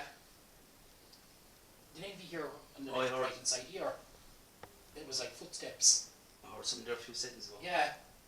Just where I'm sitting here was like little footsteps. We often hear footsteps behind you sometimes. It was just over here on the left, right hand side, just right over here. There is a fly. What I can see on camera, there is flies flying around. So just in case if you feel an itch or a little, I can hear it, yeah. I think you'll always know. Okay, the person that was here. I think I let us did. know Yeah, you're here. yeah. Definitely, it was on panned on that anyway. Can you give us a sign as to where you are in the room? Can you touch one of us, please?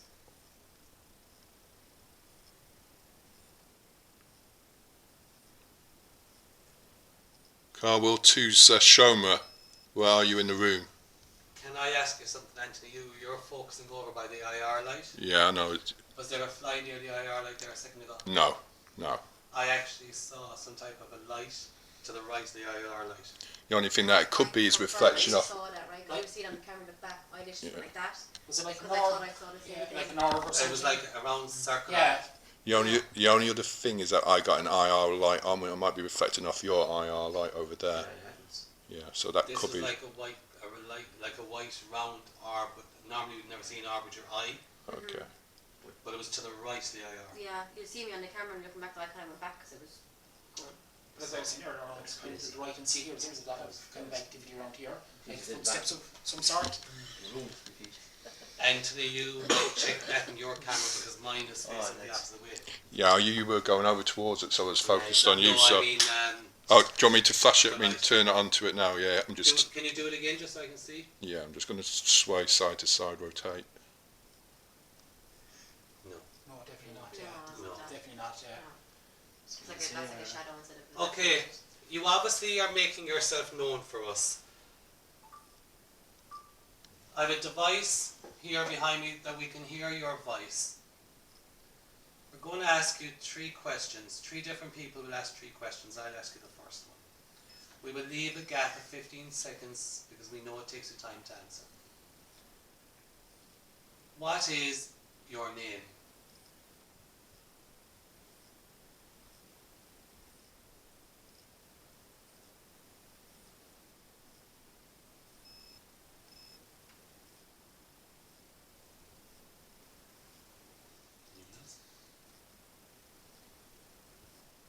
Is it the priest who turned on the kettle?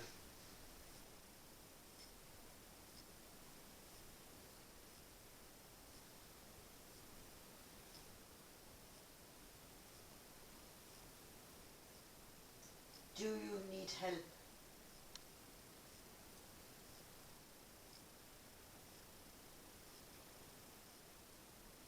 And I'm going to ask you a final question. I did say 3. Is there someone in this room you do not like? Hear your voice. We're going to ask you 3 questions. 3 different people will ask 3 questions. I'll ask you the first one. We will leave a gap of 15 seconds because we know it takes There's time. something there. I know, I just need a shadow over Ask there. you 3 questions. 3 different people will ask 3 questions. I'll ask you the first one. We will leave Yes, a gap of stop. 15 seconds. That's Yeah. stop. Yeah, it says stop. I can do it. Listen. We can hear your voice. We're going to ask you 3 questions. 3 different people will ask 3 questions. I'll ask you the first one. We will leave a gap Stop. Stop. What is your name?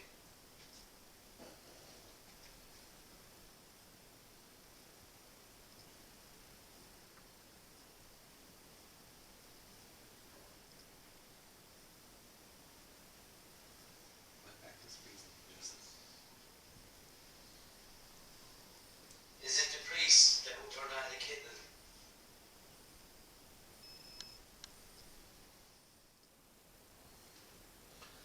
Or are we in danger? Is there somebody here that doesn't want us here, that we're in danger? Something touched me in the back. Oh, it was just before you did that, I felt like something was in my Something ear. touched my shoulder back here. That's the first time ever. Right.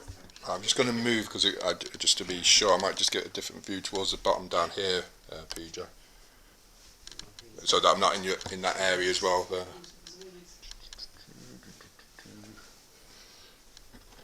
So I'm just by the door there, and I've got the kettle, and I got yourselves over there. Do you know what I mean? Like Dear spirit or spirits, do you know one of us in this room? I actually am. The child comes up behind you. Yeah, I was getting to see it down the right. It's like a sea. Whoa, kettle on, kettle's on. Okay, I've got that. Thank you, Harishka Margaret. Was it a child that was near Jenny? T. Potter and a Maud. Was that distracting me from finding the yes I just heard? Yeah, I think so. And I'm actually, my hairs and my hands and all are freezing in this room as well. Yeah. I can't see anything behind Jenny anymore. my back is Yeah, actually, freezing. I can't even see Jenny anymore, and I couldn't let it go. You praying? No. Oh, I thought you were talking. No. But I could see Jenny's like outline there a minute ago, even with Anthony's light kind of behind the screen, and I literally cannot even see. Because earlier I on, think there's a lot PJ of was saying that he was energy inside here, freezing, PJ I was was- boiling, Yeah. and now my Has back energy is and just- freezing. Yeah, definitely. all energy, if it makes any sense. There's something here with us that is fresh to one of us, if that makes any sense to you. Yeah. Well, hang on. That was starting. Or are we in danger? Is there somebody here that doesn't want us here, that we're in danger? Something touched me in the back. Yeah. Jesus Sorry, I Christ. didn't mean to hit you in the dark.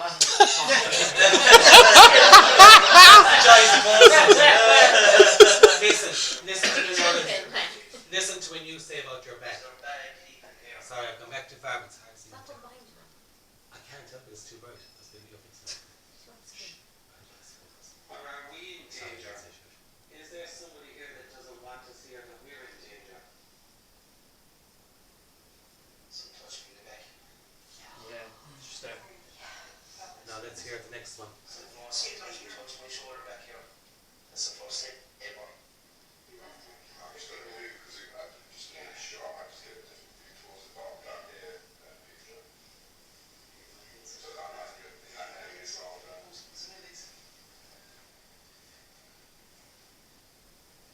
just by the door there. I've got the kettle and I've got myself over there. Do you know what I mean? Like Dear spirit or spirits, do you know one of us in this room?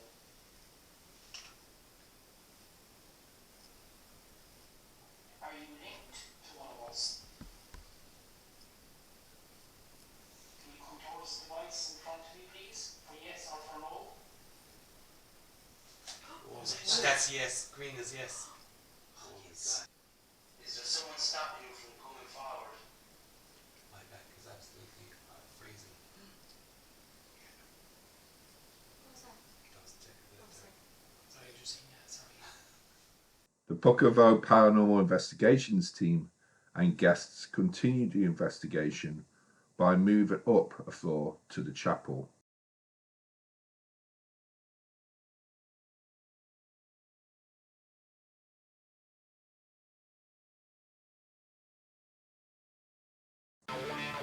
Area of interest: the chapel.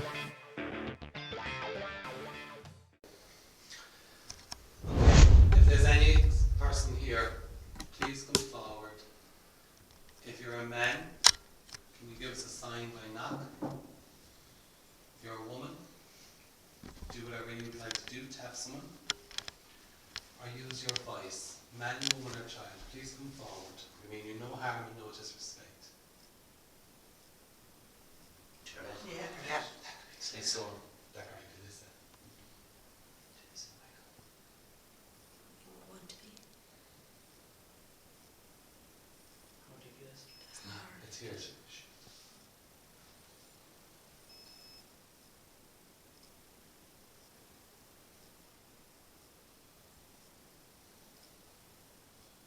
Is there somebody in the priest room?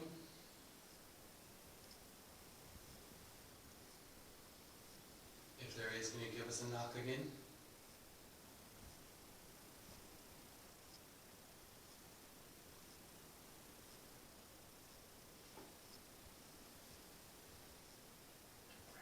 Yeah.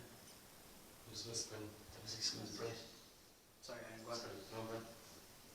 Is Reverend Thomas Egan here with us? It's a priest. That is the priest. But there's no Reverend Thomas Egan. There is. There is. It's It's on the written on the wall. wall outside. Is there somebody in the priest room?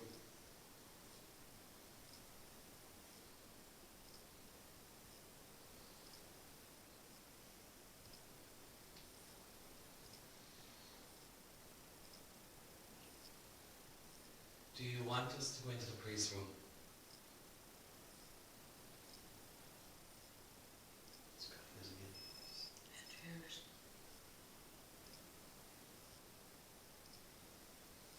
Can you make the loud bang again for us, a bit louder?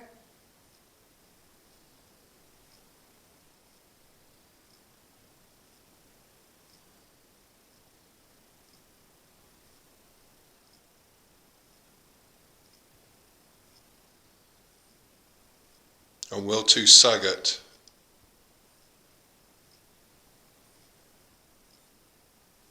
Are you priest?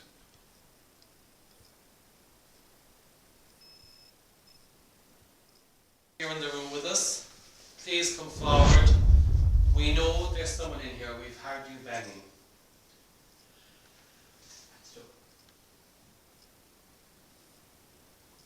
What is your name?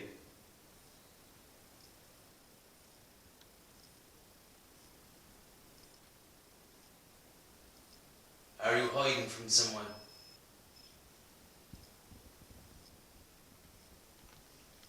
Are you looking for something?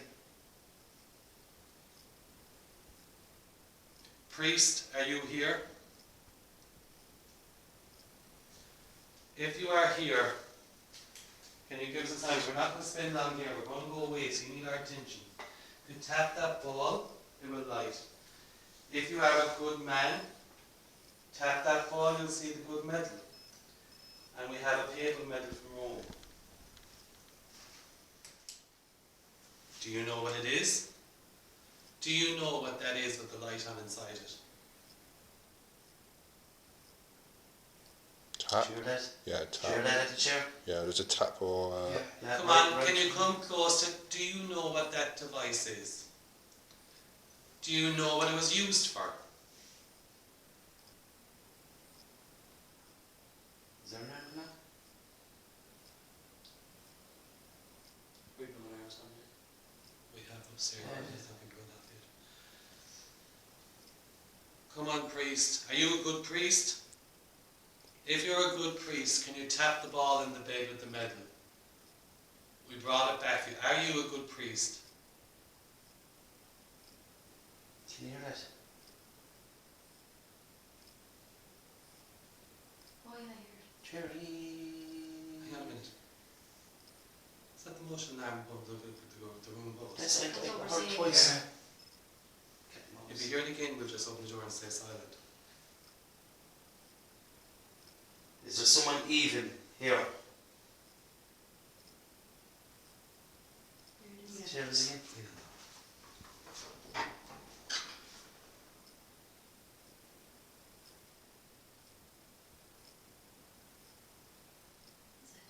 How can you hear That's it? not the motion sensor. I'm sure it'd be way louder if it was.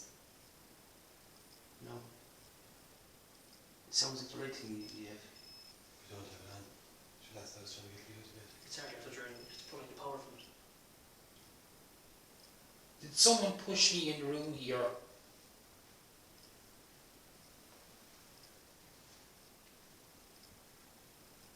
Can you do it to someone else, please?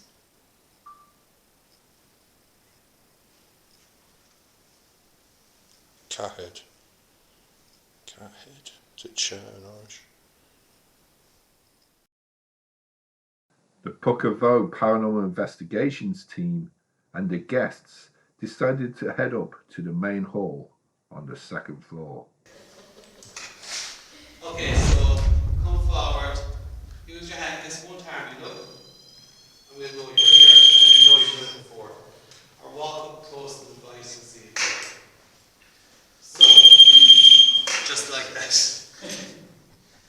If there's any person here, please come forward, make yourself known, do whatever you would like to do. Is there anyone in the room with us right now?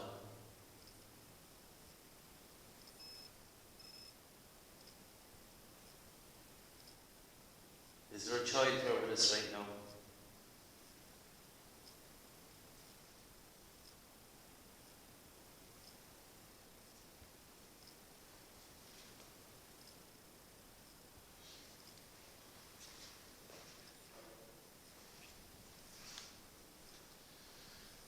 If there's someone after walking towards the door, can you make yourself more clearly, please?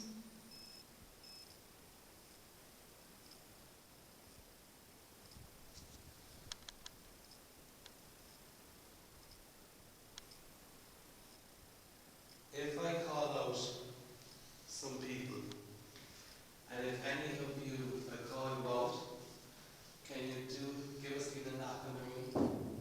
Just one knock. Thomas, are you here in the room with us?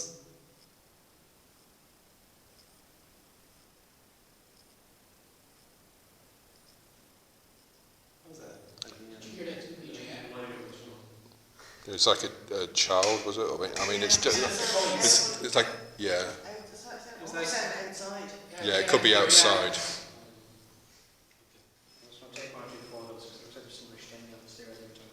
The stairs, it's, say, the door is flattens around.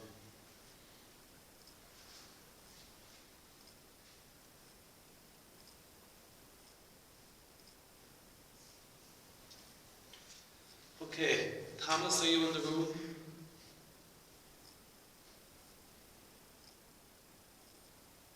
We know someone's following us around. Are you a little child?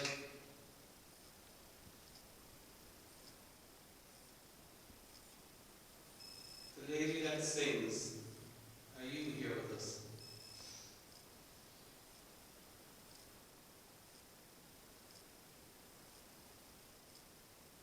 Is there someone on the stairs?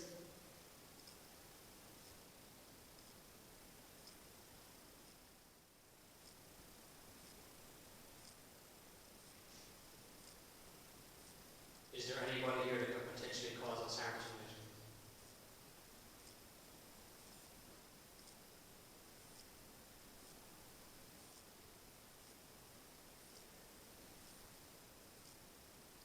Huel, Hues, and Steider walk up the stairs.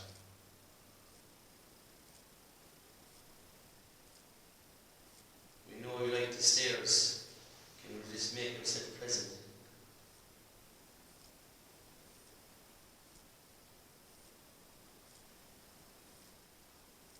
If there is somebody blocking you, because I know we're asking you so many different questions.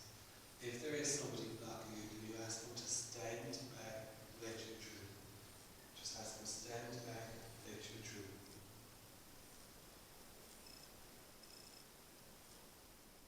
Say or do whatever you would like before we leave the room. Back.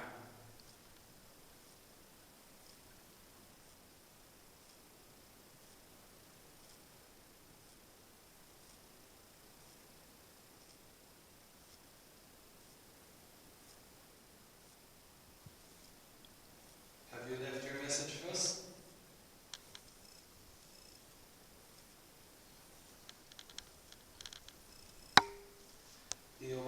Mac? No, just as you stop talking, looking quiet, I see like a kind of like a shot of like a yellowish white light kind of going across the top over there. It was like it was a bit higher than Over where? the arches, above the arch over there. The main arch or the arch in front? No, I was saying above the camera side. I was saying there was like a shot of light going. So like the guardrail? Yeah, kind of around that area. Okay, we're going to stay silent for 15 seconds. Use your voice. Say or do whatever you like before we leave the room. How's that?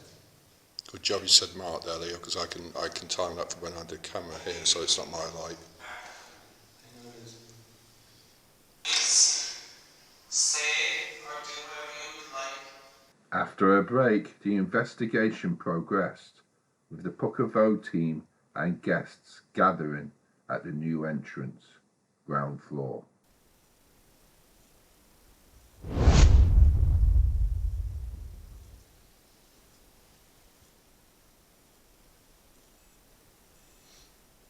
You did a lot for us earlier on. It may have used up a lot of your energy.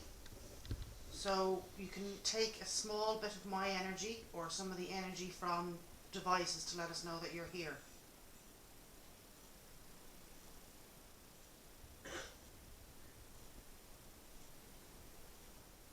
There's a little child here again.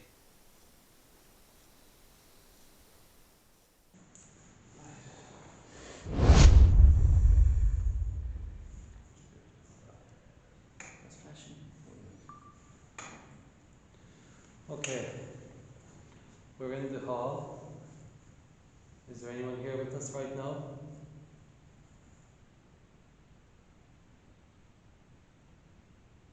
Or if you're downstairs, if you're in the chapel in the priest room, will you come up to us?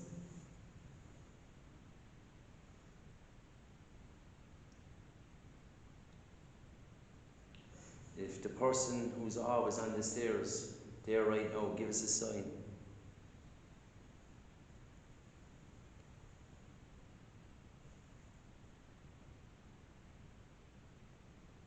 If the lady who likes to sing is here, I'd love to hear your song.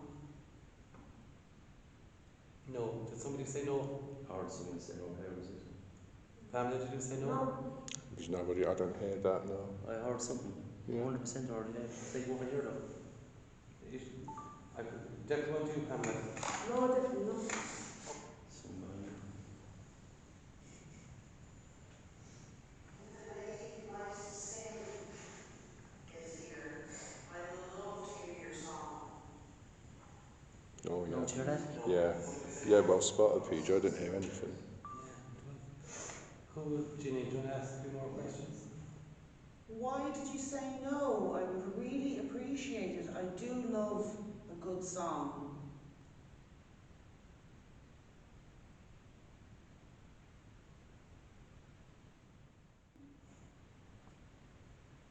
Hi, spirits, if there's anyone with us, if you could copy me, please.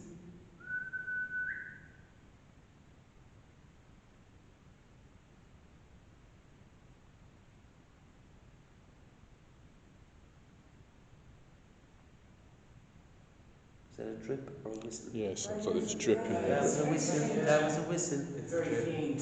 That was a whistle. A chink or something, or tap. It's Or no, The tap in the bathroom here is dripping. I got it. Can you hum like me?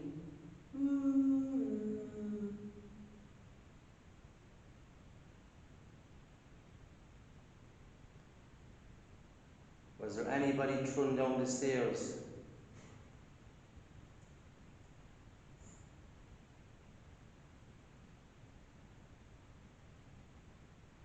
Would you get like people humming, like repeating people a lot here, like because of music and? Not really humming. Well, it's funny though, tonight. You like that? Yeah. Right. Tonight it just seems like we'll say it started off down below, very different energy. This time round it feels very female, very much about like we'll say the energy between the priest room, the chapel, and up here now this last round feels all about a female. It feels all about like she's kind of watching Yeah. I kind of feeling she loves it. I don't think it's anything negative or dark this time around. Hmm. I think it's actually quite opposite.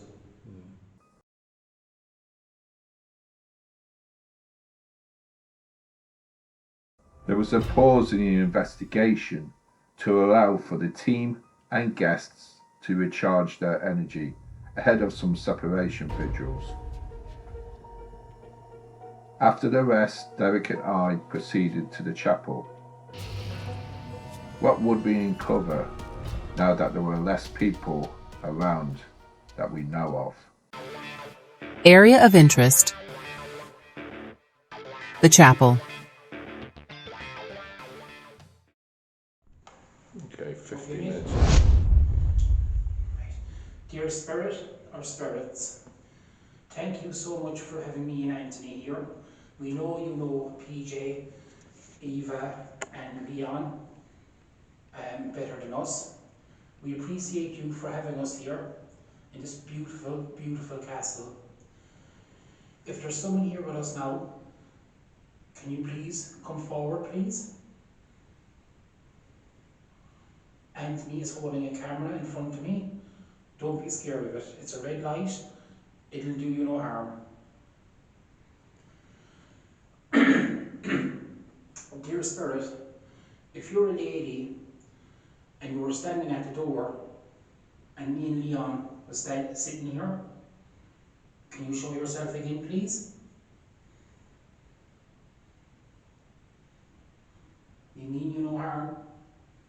And me and Anthony do appreciate having us here in this beautiful castle, this beautiful dwelling. Step out of the shadow and into the light. Step out of the light and into the shadows. What heavy is light, what light is heavy. The time is now. Now is now. And now it shall be. Dear Spirit, would you like to pray with me? Our Father, who art in heaven, hallowed be thy name. Thy kingdom come, thy will be done on earth as in heaven. Hallowed be thy name, thy kingdom come, thy will be done on earth. Give us this day our daily bread, and forgive us our trespasses. And will to on Lani.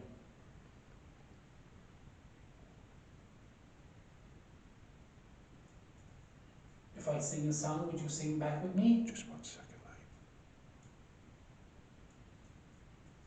Did you hear that? It's clipping. Oh wow. Let me just check. Could be A moth. pardon? Could be a moth. Or Could be a bet. stick your eye on. Just Oh, 1 it's second. not. It's a bet. Is it? It's a bet. Yeah, it's up over there by the camera, by where the camera is. Yeah. Oh, I thought that was a big spider. Dear Spirit, if you're in the room with us, can you come forward, please? Where's the bat, mate? I can't see no bat. Just up over here. Where? Putting on my light. Sorry, dear Spirit, I'm just putting on a light. See there? Oh, it's a fly. Yeah, see? It's a moth. If there's any spirits here, can you come forward, please? It's kind of very cold up here now, Anthony. Mm-hmm. It's kind of very cold. It's warm and cold, if that makes any sense to you. Yes, yeah. It's. Sure, right. By the door. Yeah. So. And will to Shoma and Shah.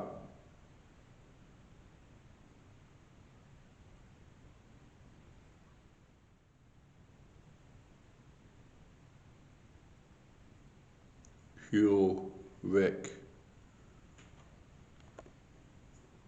Shayas. You can use myself and Anthony's energy.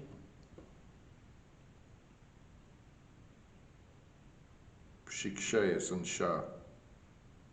You can use my energy. If you want to say something, you can use my energy, you can use Anthony's energy. Please.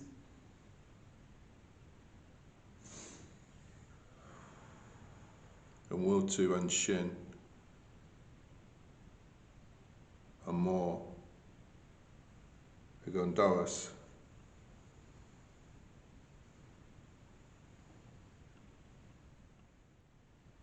PJ has a camera set up here. Anthony has a camera set up. Can you tell us your story through the cameras, please? What happened to you? You're giving me a sense that something bad happened to you. But can you just please let us know what happened to you, please? Can't. It's a shackle. Do one of us remind you of the person that hurt you or hurt your babies? We come in love and respect. But we can't help you unless you tell us.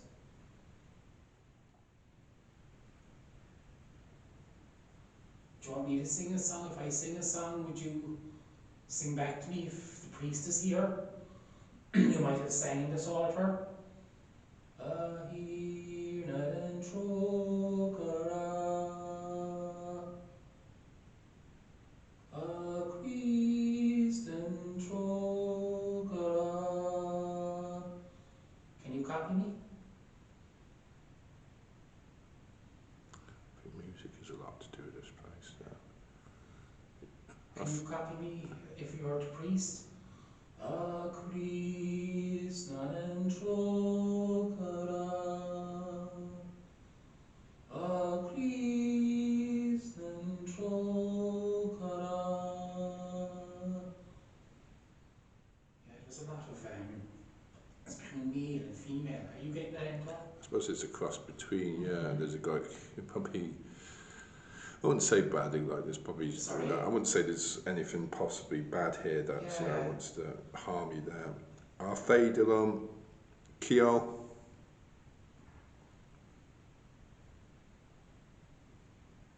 When you worship Mass here, do you worship Mass in Latin, French, English, Irish?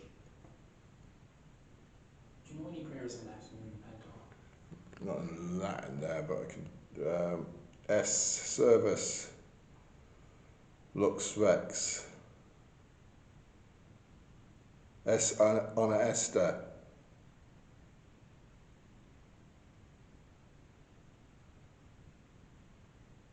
S Infra,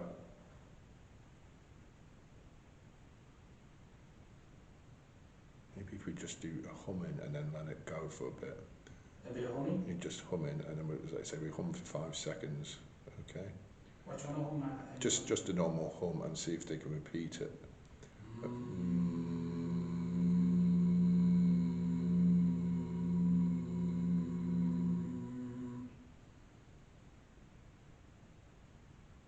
Just go slightly higher.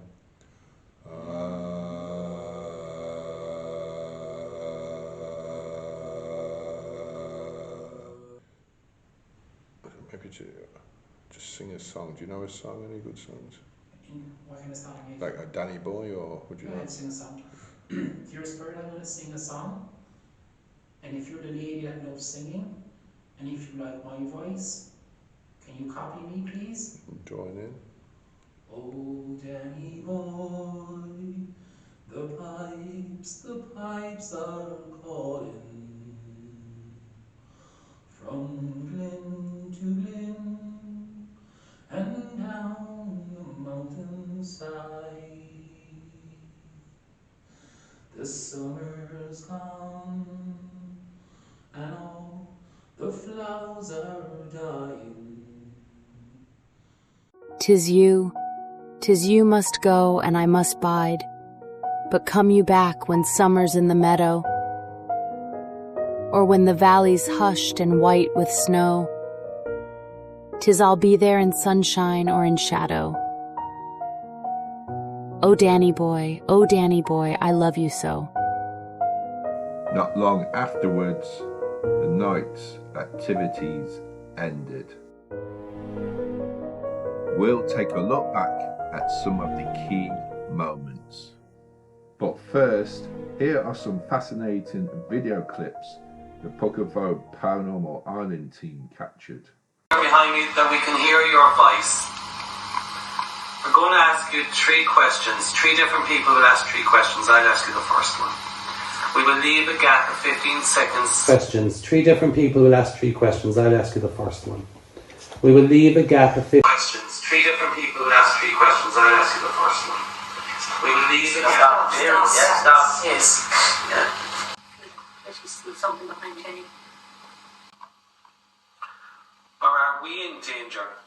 Is there somebody here that doesn't want us here that we're in danger? Something touched me in the back. Well, it was just before you did that, I felt like something was in Something my ear. touched my shoulder back here. That's the first time ever. Ginny, maybe considering you were touched and Ginny was that movement, maybe I should ask 2 questions each, but just leave your gap. Ask 2 questions each. Use my body, use the energy. Give us any sign you'd like to let us know you're here. Come forward, feel and just put your hand over the side and you'll get green for yes, red for no. You can just gently tap them, they'll mean you no harm. Can you come towards the device in front of me, please? For yes or for no? That's yes, green is yes. Yes.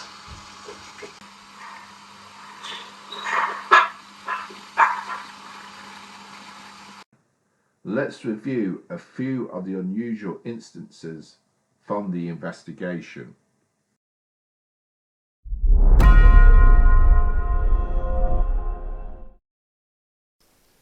We're going to ask you 3 questions. 3 different people will ask 3 questions. I'll ask you the first one. We will leave a gap of 15 seconds because we know it takes you time to answer. Our night vision camera and Púca Vogue's recording equipment managed to pick up the sound anomaly, a voice that said please stop or stop. We can't be entirely sure it was a spirit entity responding to us. It isn't that clear, nor audible enough. More dialogue on the spirit's part would have enhanced the possibility that we had made contact. Nonetheless, if it was a spirit, the response would fit with someone who had a limited value in having a conversation, a reluctance to talk to us. Can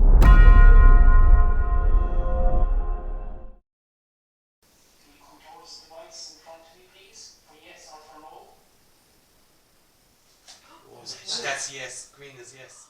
It appears the green bulb on the yes or no device lights up. Supposedly, a spirit is able to interact with the instrument by manipulating infrared sensors. Reasons for why the device could easily go off include vibration, drafts, and drained batteries. The passive infrared detects physical motion, not ghosts. Still, there were only a handful of times the team and guests asked for a response on the yes-no device from the spirit world, including Derek's question over the audio recording. Prior to the device being affected, Derek had asked if the spirit was linked to anyone present.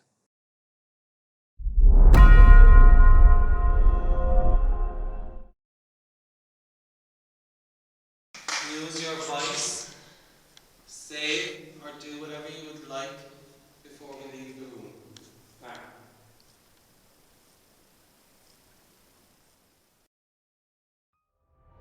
Leo called a mark after glimpsing a yellowish or white light moving across by the arch at the opposite side of the room.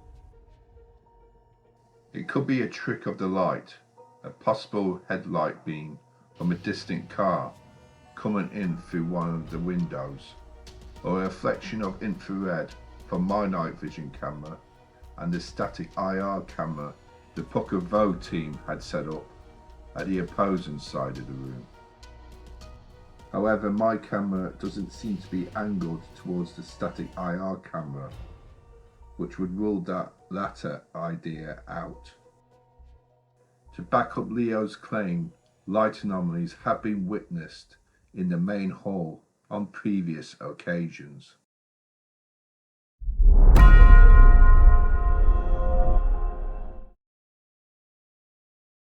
On 2 isolated occasions, the kettle turns on and off.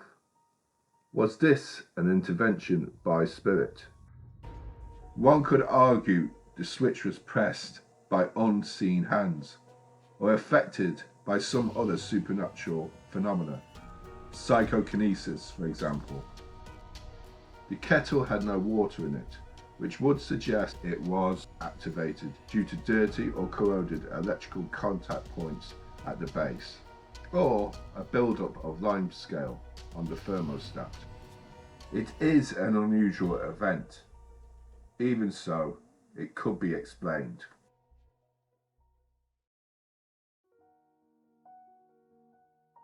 It was such a pleasure to explore Redwood Castle, and it wouldn't be attainable if it wasn't for the generosity and kindness from the owner, Mac Egan. We'd also like to extend our appreciation to PJ, Leo and Aoife of the Púca Vogue Paranormal Investigations team and guests for having us feature them in the documentary.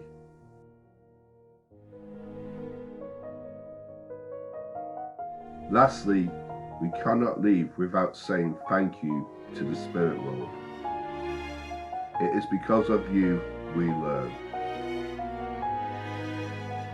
Thank you to all who have viewed the documentary. We won't see you next time, we'll see you in the near distance.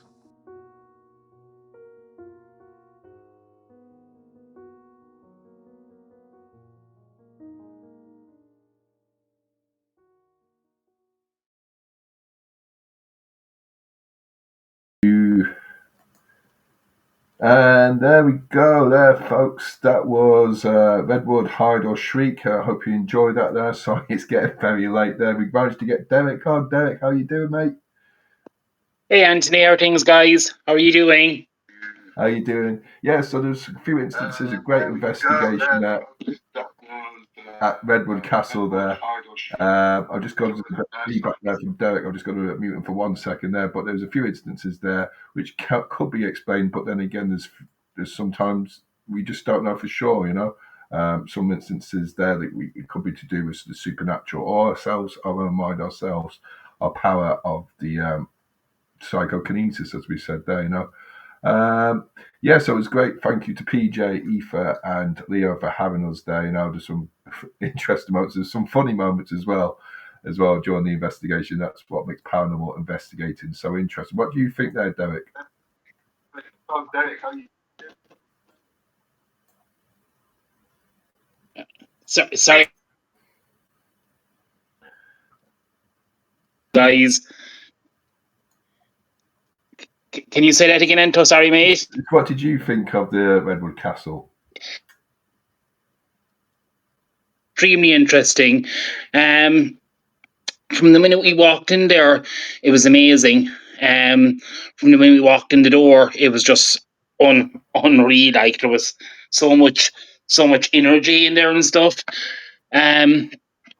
Like when we were on the kind of the bottom floor, you know, where we were doing the investigation in the bottom floor, like on the 3 different levels, I was getting different kind of how can I say, different entities and different eras of spiritual world, if that makes any sense to you. So like kind of on the bottom floor, I was kind of getting whoever was with us or whoever was with me was kind of from this era. You know, it wasn't from kind of from the castle time. It was like it followed us into the castle, if that makes any sense to you. So when we got up to the chapel side in, it was kind of from a different era again. And as we went up, it was kind of from the river. So it was very, very interesting place. And absolutely.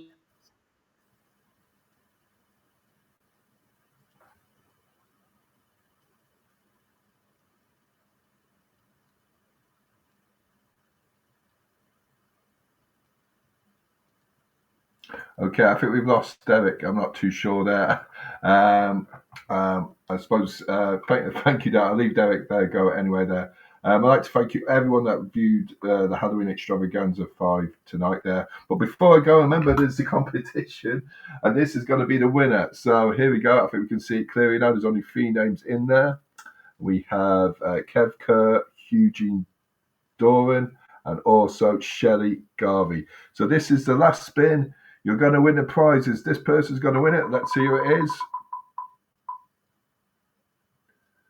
And Eugene Doran from Afterlife Paranormal is the winner. Well done, Eugene.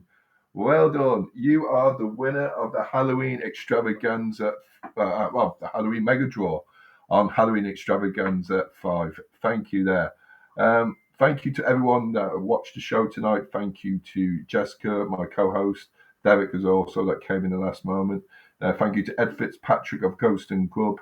Also to Brett Polar Bear Strudavant of Highway of the Hidden. Also to Bill Bryan and Tanya Gilroy of Empty Casket Paranormal, and obviously to PJ O'Sullivan of Púca Vogue Paranormal as well. Hope everyone has a great Halloween. Don't forget to turn back the clocks tomorrow night. PG says, brilliant show, always. Thank you. Happy Halloween. Happy to you. Halloween to you as well, TJ. Good luck tomorrow with the soccer. TJ and Eugene, you're all part of the Fantasy Football League. I'm I'm in as well, so good luck tomorrow though. So we're doing pretty well. Hope you get even better. Derek's coming back again. Maggie says, thank you, enjoyed it. Thank you, Maggie. Great to have you on board and commenting as well there. I'll just put Derek on one last time, see if you can come in, Derek. I'm just about to say we're finishing up and we've got some stuff coming up there. But Derek, any last thoughts for this year up to Halloween? Happy Halloween, guys, and have a good one, guys, and hopefully we'll see shortly again. Thank you, guys. Well, yeah, that's probably a bit of a controversial thing because we won't be coming back next year there, and we won't be doing this in the foreseeable future. Unfortunately, there, folks there. So it would give us more time to do our own investigative stuff there, and because it does take a lot of time now writing about different subjects, guests are coming in and doing posters and trying to hook up with people and all that. It's been great this past 2 years there, but we will be taking a break next year. We will come back hopefully at a later date there, but we're going to take a break from hosting any podcast shows there. But it's been great having everyone on board. Kathy, Joanne that was commenting earlier on, Jonathan, TJ, everyone else, Maggie, PJ, Alan. Thanks everyone. Have a great Halloween from us at Púca Vogue Paranormal Irish Ghost Hunting. Yeah, same to you, PJ. It's been great to have you on tonight there. So for the final time, I don't know if Derek's coming back in again. Okay. I won't see you next time. This is it. I'll see you in the near distance. I might see you over Halloween, a few of you. Goodbye for now. Take care. God bless. All the best.